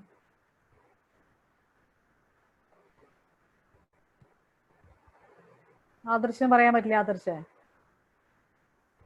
economic activity, production and procurements of goods and service. Okay. Sale or exchange of goods and service. Yes. Dealing in a goods and service on a regular basis. Uncertainty of return. Profit earning. Element of risk. Profit. Very good. അല്ലേ? ഇത്രയേ ഉള്ളൂ കാര്യം. ഇപ്പൊ points മനസ്സിലായിട്ടുണ്ട്? പറഞ്ഞ കാര്യങ്ങൾ clear തന്നെയാ? എല്ലാവർക്കും മനസ്സിലായിട്ടുണ്ടോ? ശ്രീരാജ് ചന്ദ്ര മനസ്സിലായോ? പറഞ്ഞ കാര്യങ്ങൾ ക്ലിയർ അല്ല അവനെ? അതെ. ശ്രീഹരി കിഷോറിനോ പറഞ്ഞാലും ക്ലിയർ അല്ലേ? സുമൃതിനോ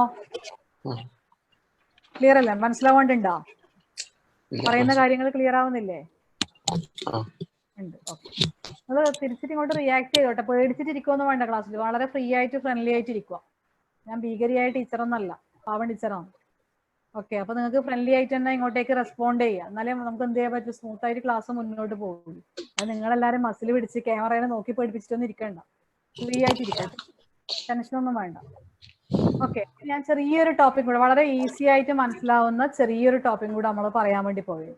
അപ്പൊ നമ്മൾ പറഞ്ഞിട്ടുണ്ട് മനുഷ്യന്മാർ ചെയ്യുന്ന ഏത് ആക്ടിവിറ്റീസും, പൈസ ഉണ്ടാക്കാൻ ഉപയോഗിക്കുന്ന ഏത് ആക്ടിവിറ്റീസിനും നമ്മൾ എന്ത് പറയുന്നു പറഞ്ഞു, എന്ത് ആക്ടിവിറ്റീനാ വിളിച്ചത്? അതിനാ പൈസ ഉണ്ടാക്കാൻ വേണ്ടി ഹ്യൂമൻ ബീയിങ്സ് ചെയ്യുന്ന ഏത് ആക്ടിവിറ്റീനെ എന്ത് ആക്ടിവിറ്റീനാ വിളിച്ചത്?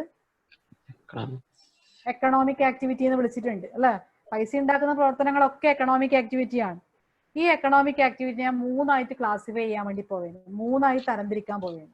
നിങ്ങൾ താഴെ എഴുതി വെക്കേണ്ടത് എക്കണോമിക് ആക്ടിവിറ്റീസ് കൊടുക്കുക, തൊട്ട് താഴെ.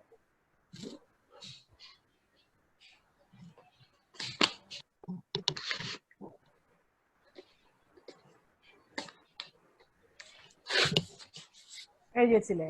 ഇതിന്റെ 3 ക്ലാസിഫിക്കേഷൻ നമ്മൾ പറയാൻ പോകുന്നു. ഫസ്റ്റ് വൺ ബിസിനസ് എന്ന് കൊടുക്കുക. ഒന്നാമത്തെ classification business. Number 1 business. Economic activities അതിനെ മൂന്ന് രീതിയിൽ ക്ലാസിഫൈ ചെയ്യാം. 3 ആരോ മാർക്ക് താഴേക്ക് ഇട്ടാൽ മതി. അതിന്റെ ഫസ്റ്റ് വണ്ണിന് താഴെ ബിസിനസ് എന്ന് എഴുതി വെക്കുക. രണ്ടാമത്തെ താഴെ പ്രൊഫഷൻ എന്ന് എഴുതി വെക്കുക. Profession, PROFESSION, profession. Third one employment എന്ന് എഴുതി വെക്കുക. Employment.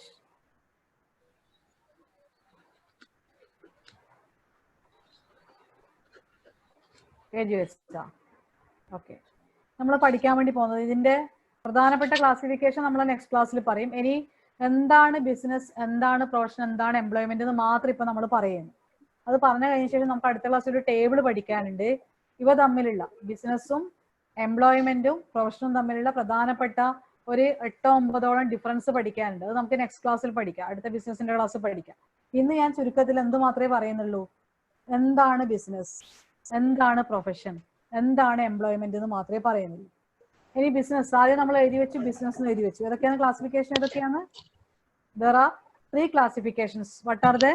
First one business, second one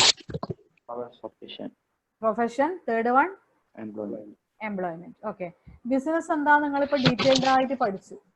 ബിസിനസ്സും ബിസിനസിന്റെ ഫീച്ചേഴ്സും ഒക്കെ കണ്ടതുകൊണ്ട് ബിസിനസ് എന്താ നിങ്ങൾ ക്ലിയർ ആയിട്ട് പഠിച്ചു കഴിഞ്ഞു. എന്താണ് ബിസിനസ് നിങ്ങൾ പഠിച്ചത്? ബിസിനസിന്റെ ഡെഫിനേഷൻ തന്നെയാണ് ബിസിനസ്സിലുള്ളത്. ഏറ്റവും ആദ്യം നമ്മൾ ക്ലാസ് തുടങ്ങുമ്പോൾ എന്താണ് ബിസിനസ് എന്ന് പറഞ്ഞിട്ടുണ്ട്. എന്താ പറഞ്ഞത്? ബിസി means business is an economic activity consisting of production or purchase of goods for sale or exchange of goods, providing services with the object of earning profit. അതാണല്ലോ ബിസിനസ്. നമ്മൾ എഴുതി വെച്ചതല്ലേ, നേരത്തെ എഴുതി വെച്ചതല്ലേ. വീണ്ടും എന്താണ് ബിസിനസ് നമുക്ക് എഴുതേണ്ട ആവശ്യമില്ല. ഇനി ആരാണോ ഈ ബിസിനസ്സിൽ എൻഗേജ് ചെയ്യുന്നത് അവർക്കൊക്കെ ഒറ്റ ലക്ഷ്യം മാത്രമേ ഉള്ളൂ. എന്താണ്? Those who engaged in business activities earn income in the form of profit. Those who engaged in the activities, such type of activities, those who earn income in the form of profit. അവർ നേടുന്ന വരുമാനം ഏത് രൂപത്തിലാണ് നേടുന്നത്? ബിസിനസ്സുകാർ നേടുന്ന വരുമാനം ലാഭരൂപത്തിലാണ് നേടുന്നത്. Business എന്നൊരു പൈസ കിട്ടുമ്പോൾ അതിനെ നമ്മൾ വിളിക്കുന്ന പേര് സാലറിന്നോ വേജെന്നോ ഫീസെന്നോ എന്നല്ല വിളിക്കുക. പകരം നമ്മൾ എന്ത് വിളിക്കും? ബിസിനസ് എന്ത് കിട്ടിയെന്നേ പറയൂല എപ്പോഴും. പ്രോഫിറ്റ് കിട്ടി അല്ലെങ്കിൽ ഗെയിൻ നേടി എന്ന് മാത്രമേ പറയൂ. GAIN. പ്രോഫിറ്റിന്റെ മറ്റൊരു വേർഡാണ് ഗെയിൻ. അപ്പോൾ ലാഭം നേടുക എന്നുള്ള ലക്ഷ്യത്തോടു കൂടി ഏതൊരു എക്കണോമിക് ആക്ടിവിറ്റി ചെയ്തു കഴിഞ്ഞാലും അതിനെ നമുക്ക് എന്ത് പേരിൽ വിളിക്കാം? ബിസിനസ് എന്നുള്ള പേരിൽ വിളിക്കാം. ബിസിനസ് നമുക്ക് അവിടെ പറയാനൊന്നുമില്ല. എന്താണ് ബിസിനസ് നിങ്ങളിപ്പോൾ കുറച്ച് സമയങ്ങളായിട്ട് പഠിച്ചുകൊണ്ടിരിക്കുകയാണ്. രണ്ടാമത് എന്താണ് എഴുതി വെച്ചിനി? സെക്കൻഡ് വൺ പ്രൊഫഷൻ എഴുതിയിട്ടുണ്ട് അല്ലേ. എന്താണ് ഈ പ്രൊഫഷൻ എന്ന് പറഞ്ഞാല്? എന്താണ് പ്രൊഫഷൻ? കേട്ടിട്ടുണ്ടാവും നിങ്ങള്? എന്റെ പ്രൊഫഷൻ എന്നാന്നൊക്കെ ചിലവർ ചോദിക്കുമ്പോൾ എന്റെ പ്രൊഫഷൻ ഇതാണ്, പ്രൊഫഷണൽസ് എന്നൊക്കെ പറയുന്നത് കേട്ടിട്ടുണ്ടാവും. പ്രൊഫഷണലിന് എക്സാമ്പിൾ പറയാൻ പറ്റുമോ? അതായത് doctor, teacher, advocate, chartered accountant, ഇവരെല്ലാം പ്രൊഫഷണൽസ് ആണ് അല്ലെ. അപ്പൊ അവരെന്താ ചെയ്തിട്ടുണ്ടാവുക? അവരെന്തുകൊണ്ട് നമ്മൾ പ്രൊഫഷണൽസ് എന്ന് വിളിക്കുന്നത്? അവരെ നമുക്ക് ബിസിനസ് ഒന്നും വിളിക്കാൻ പറ്റില്ല. ബിസിനസ് മാൻ വിളിക്കാൻ പറ്റുമോ? ഇല്ല. അവരെ നമ്മൾ വിളിക്കുന്നത് പ്രൊഫഷണൽസ് എന്നാണ് വിളിക്കുന്നത്. ടീച്ചേഴ്സിനെയും ഡോക്ടേഴ്സിനെയും അഡ്വക്കേറ്റിനെയും ഒക്കെ പ്രൊഫഷണൽസ് എന്ന് വിളിക്കുന്നു. എന്തുകൊണ്ട് അവരെ പ്രൊഫഷണൽസ് നമ്മൾ വിളിക്കുന്നത്? എന്തുകൊണ്ടാണ് നമ്മൾ പറയാൻ പോവുന്നത്? A profession means N occupation. A profession means N occupation. Profession എന്ന് പറഞ്ഞാലും എന്ത് തന്നെയാണ്? ഒരു ജോലിയാണ്, ഒരു ഒക്കുപേഷൻ ആണ്. Which involves rendering of personal services. ശ്രദ്ധിക്കണേ മക്കളെ, എന്താ പറഞ്ഞത് ശ്രദ്ധിക്കുക. A profession means N occupation which involves rendering of personal services. അവിടെ എന്താ ചെയ്യുന്നത്? അതൊരു ഒക്കുപേഷൻ ആണ്, ഒരു ജോലിയാണ്. അവർ ചെയ്യുന്ന കാര്യം എന്താണ്? Rendering of personal services. അവർ പേഴ്സണൽ സർവീസസ് കൊടുക്കുന്നുണ്ട്. ഒരു ടീച്ചറെ കേസ് ആലോചിച്ച് നോക്കിയേ. ആ ടീച്ചറെ പഠിപ്പിക്കുക എന്നുള്ളത് ഒരു സർവീസാണ്. പൈസ വാങ്ങുന്നതിൽ രണ്ടാമത്തെ കാര്യം. പക്ഷെ അവർ ചെയ്യുന്ന കാര്യം എന്താണ്? പഠിപ്പിക്കുക എന്നുള്ളൊരു പ്രോസസ്സാണ് അല്ലേ? പഠിപ്പിക്കുന്നതുകൊണ്ടാണ് നിങ്ങൾ ഏറ്റവും നന്നായി പഠിച്ചിട്ട് മിടുക്കിയാവുന്നത്. അപ്പോൾ പഠിപ്പിക്കുക എന്നുള്ളൊരു പ്രോസസ്സ് ഉണ്ട്. ഒരു അഡ്വക്കേറ്റ് ഒരു കേസ് വാദിച്ചിട്ട് അയാളെ ജയിപ്പിക്കുന്നു, സർവീസാണ് കൊടുക്കുന്നത്. ഒരു ഡോക്ടർ ഒരു പേഷ്യന്റിന്റെ അസുഖം മാറ്റുന്നത്, അവിടെയും ചെയ്യുന്ന എന്താണ്? ഒരു സർവീസാണ്. അപ്പോൾ പ്രൊഫഷണൽസ് ചെയ്യുന്നതൊക്കെ സർവീസ് ആയിരിക്കും. അവർ കൊടുക്കുന്നതൊക്കെ എന്തായിരിക്കും? Rendering personal services. പ്രൊഫഷണൽസ് എന്ന് പറയുമ്പോൾ അവരെന്ത് കൊടുക്കാൻ തയ്യാറാണ്? പേഴ്സണൽ സർവീസസ് കൊടുക്കാൻ തയ്യാറാണ്. Of a special and expert nature. Of a special and expert nature. അവരൊരു പ്രത്യേക കാറ്റഗറി ആയിരിക്കും. മാത്രമല്ല അതിൽ എക്സ്പേർട്ടും ആയിരിക്കും. ഡോക്ടർക്ക് ചെയ്യാൻ പറ്റുന്ന കാര്യം ഡോക്ടർക്കേ ചെയ്യാൻ പറ്റുള്ളൂ. അവർ അതിലാണ് എക്സ്പേർട്ട് അല്ലെ? ഒരു പേഷ്യന്റിനെ നന്നായിട്ട് പരിശോധിക്കുക, ആവശ്യമുള്ള മെഡിസിൻസ് കൊടുക്കുക, അയാളുടെ രോഗം മാറ്റും. അതൊരു ടീച്ചർക്ക് ചെയ്യാൻ പറ്റുമോ? ഇല്ല. ടീച്ചർക്ക് ചെയ്യാൻ പറ്റുന്ന കാര്യം എന്താണ്? കുട്ടികളെ ഏറ്റവും നല്ല രീതിയിൽ പഠിപ്പിക്കുക എന്നുള്ളതാണ്. അതുപോലെ തന്നെ ഒരു അഡ്വക്കേറ്റിന് ചെയ്യാൻ പറ്റുന്ന കാര്യം എന്താണ്? ഏറ്റവും നല്ല രീതിയിൽ കേസ് വാദിക്കുക എന്നുള്ളതാണ്. അപ്പോൾ ഓരോരാളും ചെയ്യുന്നത് ഇവിടെ എന്താണ്? സ്പെഷ്യൽ ജോബാണ്. സ്പെഷ്യൽ മാത്രമല്ല, അവരതിൽ എന്തും ആയിരിക്കണം? എക്സ്പേർട്ടും ആയിരിക്കണം. അപ്പോൾ ഈ ജോബിന്റെ ക്വാളിഫിക്കേഷൻ അതൊക്കെയാണ്. എന്താണ്? അവർക്ക് നല്ല നോളജ് ഉണ്ടായിരിക്കണം, പേഴ്സണൽ സ്കിൽ ഉണ്ടായിരിക്കണം, സ്പെഷ്യൽ നോളജ് ഉണ്ടായിരിക്കണം, പ്ലസ് എക്സ്പീരിയൻസും ഉണ്ടായിരിക്കണം. ഇതുണ്ടെങ്കിൽ മാത്രമേ നമുക്ക് അവരെ എന്ത് പറയാൻ പറ്റുള്ളൂ? പ്രൊഫഷണൽ എന്ന് വിളിക്കാൻ പറ്റുള്ളൂ. അങ്ങനെ ചെയ്യുന്ന ജോലി നമുക്ക് എന്ത് വിളിക്കാം? പ്രൊഫഷൻ എന്ന് വിളിക്കാം. അപ്പൊ പ്രൊഫഷന്റെ പ്രത്യേകത നിങ്ങൾക്ക് മനസ്സിലായോ? ഒരു ജോലി പ്രൊഫഷൻ എന്ന് പറയണമെങ്കിൽ എന്തായിരിക്കണം? Profession may be defined as an occupation which involves rendering of personal services. അവരെന്ത് ചെയ്തിരിക്കണം? വ്യക്തിപരമായ സേവനങ്ങൾ ചെയ്തിരിക്കണം. റെൻഡറിങ് ഓഫ് പേഴ്സണൽ സർവീസസ്, സേവനങ്ങൾ ചെയ്തിരിക്കണം. Of a special and expert nature. അതിലവര് വൈദഗ്ധ്യമുള്ള ആളായിരിക്കണം, നല്ല കഴിവുള്ള ആളായിരിക്കണം, അതുപോലെ നല്ല പരിശീലനം കിട്ടിയവരും ആയിരിക്കണം, നല്ല എക്സ്പേർട്ടും ആയിരിക്കണം. അങ്ങനെ personal expert, experience, special skill, ഇത് മൂന്നിന്റെയും കോമ്പിനേഷനാണ് ഏത് നമുക്ക് പറയാം? പ്രൊഫഷന്റെ കോമ്പിനേഷൻ എന്ന് പറയാൻ വേണ്ടി പറ്റും. അപ്പോൾ ഇങ്ങനെയൊക്കെ ചെയ്യുമ്പോൾ അവരെന്നും കൂടെ കൊടുക്കണം? പേഴ്സണൽ സർവീസും കൂടെ കൊടുക്കണം. വ്യക്തിപരമായ സേവനങ്ങൾ കൂടി കൊടുക്കുന്ന ആള് ആയിരിക്കണം ആര്? പ്രൊഫഷണൽസ്. എന്താണ് പ്രൊഫഷൻ എന്ന് മനസ്സിലായ? Profession means N occupation. ആദ്യം ഓർമ്മിക്കേണ്ട കാര്യം എന്താണ്? പ്രൊഫഷൻ എന്ന് പറയുമ്പോൾ എന്താണ്? It is an occupation. Occupation എന്ന് പറയുമ്പോൾ തന്നെ ഓർമ്മിക്കുക, വിച്ച് ഇൻവോൾവ്സ് പേഴ്സണൽ സർവീസ്. അതിൽ എന്തുണ്ടായിരിക്കും? വ്യക്തിപരമായ സേവനങ്ങൾ ഉണ്ടായിരിക്കണം. എങ്ങനെയുള്ള സേവനങ്ങൾ എന്നാ പറഞ്ഞത്? Of a special and expert nature. അതിലവര് വൈദഗ്ധ്യമുള്ള ആളായിരിക്കണം, നല്ല പ്രാക്ടീസ് ഉള്ള ആളായിരിക്കണം. അതിനെ നമുക്ക് എന്ത് വിളിക്കാം? പ്രൊഫഷൻ എന്ന് വിളിക്കാം. ക്ലിയർ ആയ? പറഞ്ഞത് എന്താണ് പ്രൊഫഷൻ എന്ന് മനസ്സിലായ? പ്രൊഫഷന്റെ ക്വാളിറ്റീസ് മനസ്സിലായ? എന്താ പ്രൊഫഷന്റെ ക്വാളിറ്റീസ് പറഞ്ഞത്? പ്രൊഫഷന്റെ ക്വാളിറ്റീസ് എന്താണ്? പ്രൊഫഷൻ എന്നുള്ള ഒക്കുപേഷൻ വരുമ്പോ അവിടെ എന്തുണ്ടായിരിക്കണം എന്നാ പറഞ്ഞത്? അവിടെ എന്തുണ്ടായിരിക്കണം? പേഴ്സണൽ സർവീസ് ഉണ്ടായിരിക്കണം. വ്യക്തിപരമായ സേവനങ്ങൾ കൊടുക്കാൻ പറ്റുന്നതായിരിക്കണം. പേഴ്സണൽ സർവീസ് ഉണ്ടായിരിക്കണം. അതുപോലെ തന്നെ എന്തുണ്ടായിരിക്കണം? സ്പെഷ്യൽ നോളജ് ഉണ്ടായിരിക്കണം, പ്ലസ് എക്സ്പേർട്ട് ആയിരിക്കണം അല്ലെ? ചെയ്യുന്ന കാര്യത്തിൽ ആൾ എന്തായിരിക്കണം? എക്സ്പേർട്ട് ആയിരിക്കണം. അതിനെ നമുക്ക് എന്ത് വിളിക്കാം? പ്രൊഫഷൻ എന്ന് വിളിക്കാം. ഇനി നമ്മൾ അതിൽ ഒന്നും കൂടി എഴുതി വെച്ചിട്ടുണ്ട്. എന്താ എഴുതി വെച്ചത്? മൂന്നാമത്തത് എംപ്ലോയ്മെന്റ്. എംപ്ലോയ്മെന്റ് പറഞ്ഞാൽ എന്താണ്? തൊഴിൽ അല്ലെ? എന്താ തൊഴിൽ നോക്കാം. ചില ആൾക്കാരുടെ കീഴിൽ വർക്ക് ചെയ്യും. ആ സ്ഥാപനത്തിന്റെ നിർദ്ദേശപ്രകാരം ചില ആൾക്കാരുടെ കീഴിൽ വർക്ക് ചെയ്യുമ്പോൾ അതിനെ നമുക്ക് എംപ്ലോയ്മെന്റ് അല്ലെങ്കിൽ തൊഴിൽ എന്ന് മലയാളത്തിൽ പറയാൻ വേണ്ടി പറ്റും. ഇംഗ്ലീഷിൽ നമുക്ക് എങ്ങനെ പറയാൻ പറ്റും? It refers to an occupation. Note ചെയ്യണേ, എംപ്ലോയ്മെന്റ് എന്ന് പറയുമ്പോൾ എന്താണ്? It refers to an occupation. Employment എന്ന് പറയുമ്പോഴും അതും എന്തുതന്നെയാണ്? It's an occupation. എംപ്ലോയ്മെന്റ് എന്ന് പറയുമ്പോഴും ഒരു ഒക്കുപേഷൻ ആണ്. Where a person works. Where a person works. ആ പേഴ്സൺ എവിടെയാണ് ജോലി ചെയ്യുന്നത്? Where a person works for someone else. For someone else. ഒരാളുടെ കീഴിലാണ് വർക്ക് ചെയ്യുന്നത്. എന്താ പറഞ്ഞത്? Where a person works for someone else under an agreement. ഏതിന്റെ ബേസിലാണ് വർക്ക് ചെയ്യുന്നത്? Under an agreement. ഒരു കരാറിന്റെ ബേസിലാണ് വർക്ക് ചെയ്യുന്നത്. Or rules of service in return for remuneration. On rules of service in return for remuneration. അതായത് ഞാനിപ്പോ ഒരു ഓഫീസിൽ വർക്ക് ചെയ്യാൻ വേണ്ടി പോകുന്നത്. അവിടെ ആരുണ്ടാവും? ഒരു എംപ്ലോയർ ഉണ്ടാവും. എംപ്ലോയർ എന്ന് പറഞ്ഞാൽ ആരാന്ന്? തൊഴിൽ കൊടുക്കുന്ന ആളാണ്. അയാൾ എന്നെ ഇന്റർവ്യൂ ചെയ്യും അല്ലെ? അവർക്ക് ആവശ്യമുള്ള ക്വാളിഫിക്കേഷൻ ഒക്കെ എനിക്ക് ഉണ്ടോ എന്ന് നോക്കും. അപ്പൊ ക്വാളിഫിക്കേഷൻ ഉണ്ടെങ്കിൽ അവർ എന്ത് ചെയ്യാൻ തയ്യാറാവും? എന്നെ അവിടെ ജോലിക്കെടുക്കാൻ തയ്യാറാവും. ജോലിക്കെടുക്കുമ്പോൾ അവർ അതിന്റെ കുറെ റൂൾസ് ആൻഡ് റെഗുലേഷൻസ് എന്നോട് പറയും. നിങ്ങൾ ഇത്ര മണിക്ക് ഓഫീസിൽ ജോയിൻ ചെയ്യണം, ഇത്ര മണിക്ക് നിങ്ങൾ തിരിച്ചു പോകണം, ഇതാ നിങ്ങളുടെ ഡ്യൂട്ടി ടൈം ഇതാണ്, നിങ്ങൾക്ക് തരുന്ന ശമ്പളം ഇതാണ് എന്നൊക്കെ എന്നോട് പറയും. അതിൽ ഞാൻ ഓക്കെ ആണെങ്കിൽ ഞാൻ എന്ത് പറയും? എസ് പറഞ്ഞിട്ട് ഞാനവിടെ ജോയിൻ ചെയ്യും. അപ്പൊ എനിക്ക് അവിടെ എന്ത് കിട്ടി? എംപ്ലോയ്മെന്റ് കിട്ടി, തൊഴിൽ കിട്ടി. ഞാൻ അടുത്ത് ആരായിട്ട് മാറി? ജോലി എടുക്കുന്നതുകൊണ്ട് ഞാൻ അടുത്ത എംപ്ലോയി ആയിട്ട് മാറും. ജോലി തന്നാൾ ആരായിട്ട് മാറും? എംപ്ലോയർ ആയിട്ട് മാറും. മനസ്സിലായ? ഞാൻ ആരുടെ ഏത് ബേസിലാണ് ജോലി ചെയ്യുന്നത്? ആ ഓർഗനൈസേഷന്റെ റൂൾസ് ആൻഡ് റെഗുലേഷൻസിന്റെ ബേസിൽ ഞാൻ അവിടെ എന്ത് ചെയ്യാൻ തയ്യാറാവും? അവർ പറയുന്ന റെമ്യൂണറേഷന്റെ ബേസിൽ ഞാൻ അവിടെ ജോലി ചെയ്യാൻ തയ്യാറാവും. അപ്പോൾ എനിക്ക് എന്ത് കിട്ടിയെന്ന് പറയാ? എംപ്ലോയ്മെന്റ് കിട്ടിയെന്ന് പറയാ. അപ്പോൾ ആരാണ് എംപ്ലോയർ, ആരാണ് എംപ്ലോയി എന്ന് അറിയണം. എംപ്ലോയർ എന്ന് പറയുമ്പോൾ ആരാണ്?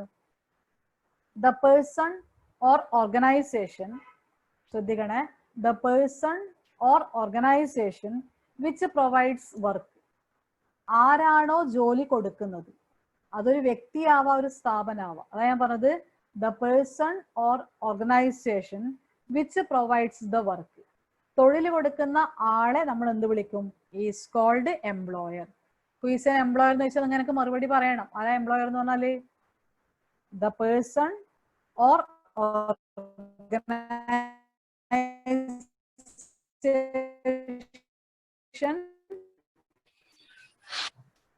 ആരാണോ ജോലി കൊടുക്കുന്നത്, അതൊരു വ്യക്തിയാവാം, ഒരു എന്ത് വിളിക്കാം? എംപ്ലോയർ എന്ന് വിളിക്കാം. ഇനി ദ പേഴ്സൺ ഹൂ വർക്ക്സ്. ആരാണോ ജോലി ചെയ്യുന്നത്, ദ പേഴ്സൺ ഹൂ വർക്ക്സ്. അത് എവിടെയാവാ കേട്ടാ? ബാങ്ക് ആവാ, ഓഫീസ് ആവാ, എവിടെയാവാ? The person who works is known as employee. ജോലി ചെയ്യുന്ന ആളെ നമുക്ക് എന്ത് വിളിക്കാം? ജോലി ചെയ്യുന്ന ആളെ നമുക്ക് എന്ത് വിളിക്കാം? എംപ്ലോയി എന്ന് വിളിക്കാൻ വേണ്ടി പറ്റും. അവർ ഏതിന്റെ ബേസിലായിരിക്കും വർക്ക് ചെയ്യുന്നത്? Based on salary or wages. Based on salary or wages. Salary wages difference. Salary എന്ന് പറയുമ്പോൾ പെർ മന്ത്, മാസത്തിലായിരിക്കും നമുക്ക് കിട്ടുക. വേജസ് എന്ന് പറയുമ്പോൾ കൂലിയാണ് അല്ലെ? ദിവസത്തിലോ ആഴ്ചയിലോ ഒക്കെ വാങ്ങുന്ന നമ്മളെ വേജസ് എന്ന് വിളിക്കും. അപ്പൊ സാലറിന്റെയോ വേജസിന്റെയോ ബേസിസിൽ നമ്മൾ ജോലി ചെയ്യുമ്പോൾ നമ്മൾ അവിടുത്തെ ആരായിട്ട് മാറും? എംപ്ലോയി ആയിട്ട് മാറും. നമുക്ക് എന്ത് കിട്ടി? എംപ്ലോയ്മെന്റ് കിട്ടി, തൊഴിൽ കിട്ടി. അപ്പൊ അതിൽ 3 ടേംസ് ഓർമ്മിക്കണം: എംപ്ലോയ്മെന്റ്, എംപ്ലോയർ, എംപ്ലോയി. എംപ്ലോയർ എന്ന് പറയുമ്പോൾ ജോലി കൊടുക്കുന്ന ആളെ നമ്മൾ എംപ്ലോയർ എന്ന് പറയും, ജോലി കിട്ടുന്ന ആളെ നമ്മൾ എംപ്ലോയി എന്ന് പറയും, ജോലിക്ക് നമ്മൾ എന്ത് പറയും? എംപ്ലോയ്മെന്റ് എന്ന് പറയും. ജോലിന്റെ മുകളിൽ തൊഴിലാളി വാങ്ങുന്നത്, എംപ്ലോയി വാങ്ങുന്നത് സാലറി ഓർ വേജസ് ആയിരിക്കും. ഓക്കെ, ഒന്നുകൂടെ ശ്രദ്ധിക്കാം. ഞാൻ പറഞ്ഞത് എന്താണ് എംപ്ലോയ്മെന്റ് എന്ന് പറഞ്ഞു. Employment refers to an occupation. Employment എന്ന് പറഞ്ഞാലും എന്ത് തന്നെയാണ്? It's an occupation works under someone else. ഏതെങ്കിലും ഒരാളുടെ കീഴിലായിരിക്കും നമ്മൾ എന്ത് ചെയ്യുക? On basis of certain rules and agreements. ചില റൂൾസ് ആൻഡ് അഗ്രിമെന്റ്സിന്റെ നിർദ്ദേശപ്രകാരം നമ്മൾ വർക്ക് ചെയ്യുമ്പോൾ അത് നമുക്ക് എംപ്ലോയ്മെന്റ് എന്ന് വിളിക്കാം. ആരാണോ ജോലി കൊടുക്കുന്നത്, ജോലി കൊടുക്കുന്ന ആള്, the person who provides work. ജോലി കൊടുക്കുന്ന ആളെ നമുക്ക് എന്ത് വിളിക്കാം? എംപ്ലോയർ എന്ന് വിളിക്കാം. ആരാണോ വർക്ക് ചെയ്യുന്നത്, the person who works is called employee.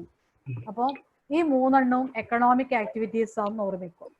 നമ്മൾ ആദ്യം പറഞ്ഞ ബിസിനസ് ആയാലും, രണ്ടാമത്തെ പ്രൊഫഷൻ ആയാലും, മൂന്നാമത്തെ എംപ്ലോയ്മെന്റ് ആയാലും, ഇതൊക്കെ ചെയ്യുമ്പോൾ നമുക്ക് എന്ത് കിട്ടുന്നുണ്ട്? ഈ മൂന്ന് കാര്യങ്ങൾ ചെയ്യുമ്പോൾ നമുക്ക് എന്ത് കിട്ടുന്നുണ്ട്? പൈസ കിട്ടുന്നില്ലേ? ഉണ്ട്. അതുകൊണ്ട് ഈ മൂന്ന് ടേംസും എന്ത് ആക്ടിവിറ്റിയാണ്? എക്കണോമിക് ആക്ടിവിറ്റിയാണ്. ഒന്നും കൂടെ ഓർമ്മിക്കുക, എക്കണോമിക് ആക്ടിവിറ്റീസിന്റെ മൂന്ന് ക്ലാസിഫിക്കേഷൻ എന്തൊക്കെയാണ്? First one business, second one profession, third one employment. Business, profession, employment. അപ്പൊ അടുത്ത ക്ലാസ്സിലേക്ക് നിങ്ങൾ ചെയ്യേണ്ടത് ജസ്റ്റ് ഓർമ്മിച്ച് നോക്കാം, ഒന്ന് അനലൈസ്, ബുക്കെല്ലാം ജസ്റ്റ് ഒന്ന് വായിച്ചിട്ട് വരിക. നമുക്ക് ഇനി പഠിക്കാനുള്ളത് ഇതിന്റെ കമ്പാരിസൺ ആണ്. കുറെ വ്യത്യാസങ്ങളുണ്ട് ഇവ തമ്മിൽ. മൂന്നും എക്കണോമിക് ആക്ടിവിറ്റി ആണെങ്കിലും മൂന്നും തമ്മിൽ കുറെ പ്രധാനപ്പെട്ട വ്യത്യാസങ്ങളുണ്ട്. 9ഓളം ഡിഫറൻസ് നമുക്ക് ഇനി പഠിക്കാനുണ്ട്. അപ്പൊ അടുത്ത ക്ലാസ്സിലേക്ക് ഇത് ജസ്റ്റ് ഒന്ന് വായിച്ചു നോക്കുക. ഇതിനെപ്പറ്റി പുതുതായിട്ട് എന്തെങ്കിലും കാര്യങ്ങൾ പഠിക്കാൻ പറ്റുന്നുണ്ടോ നോക്കുക.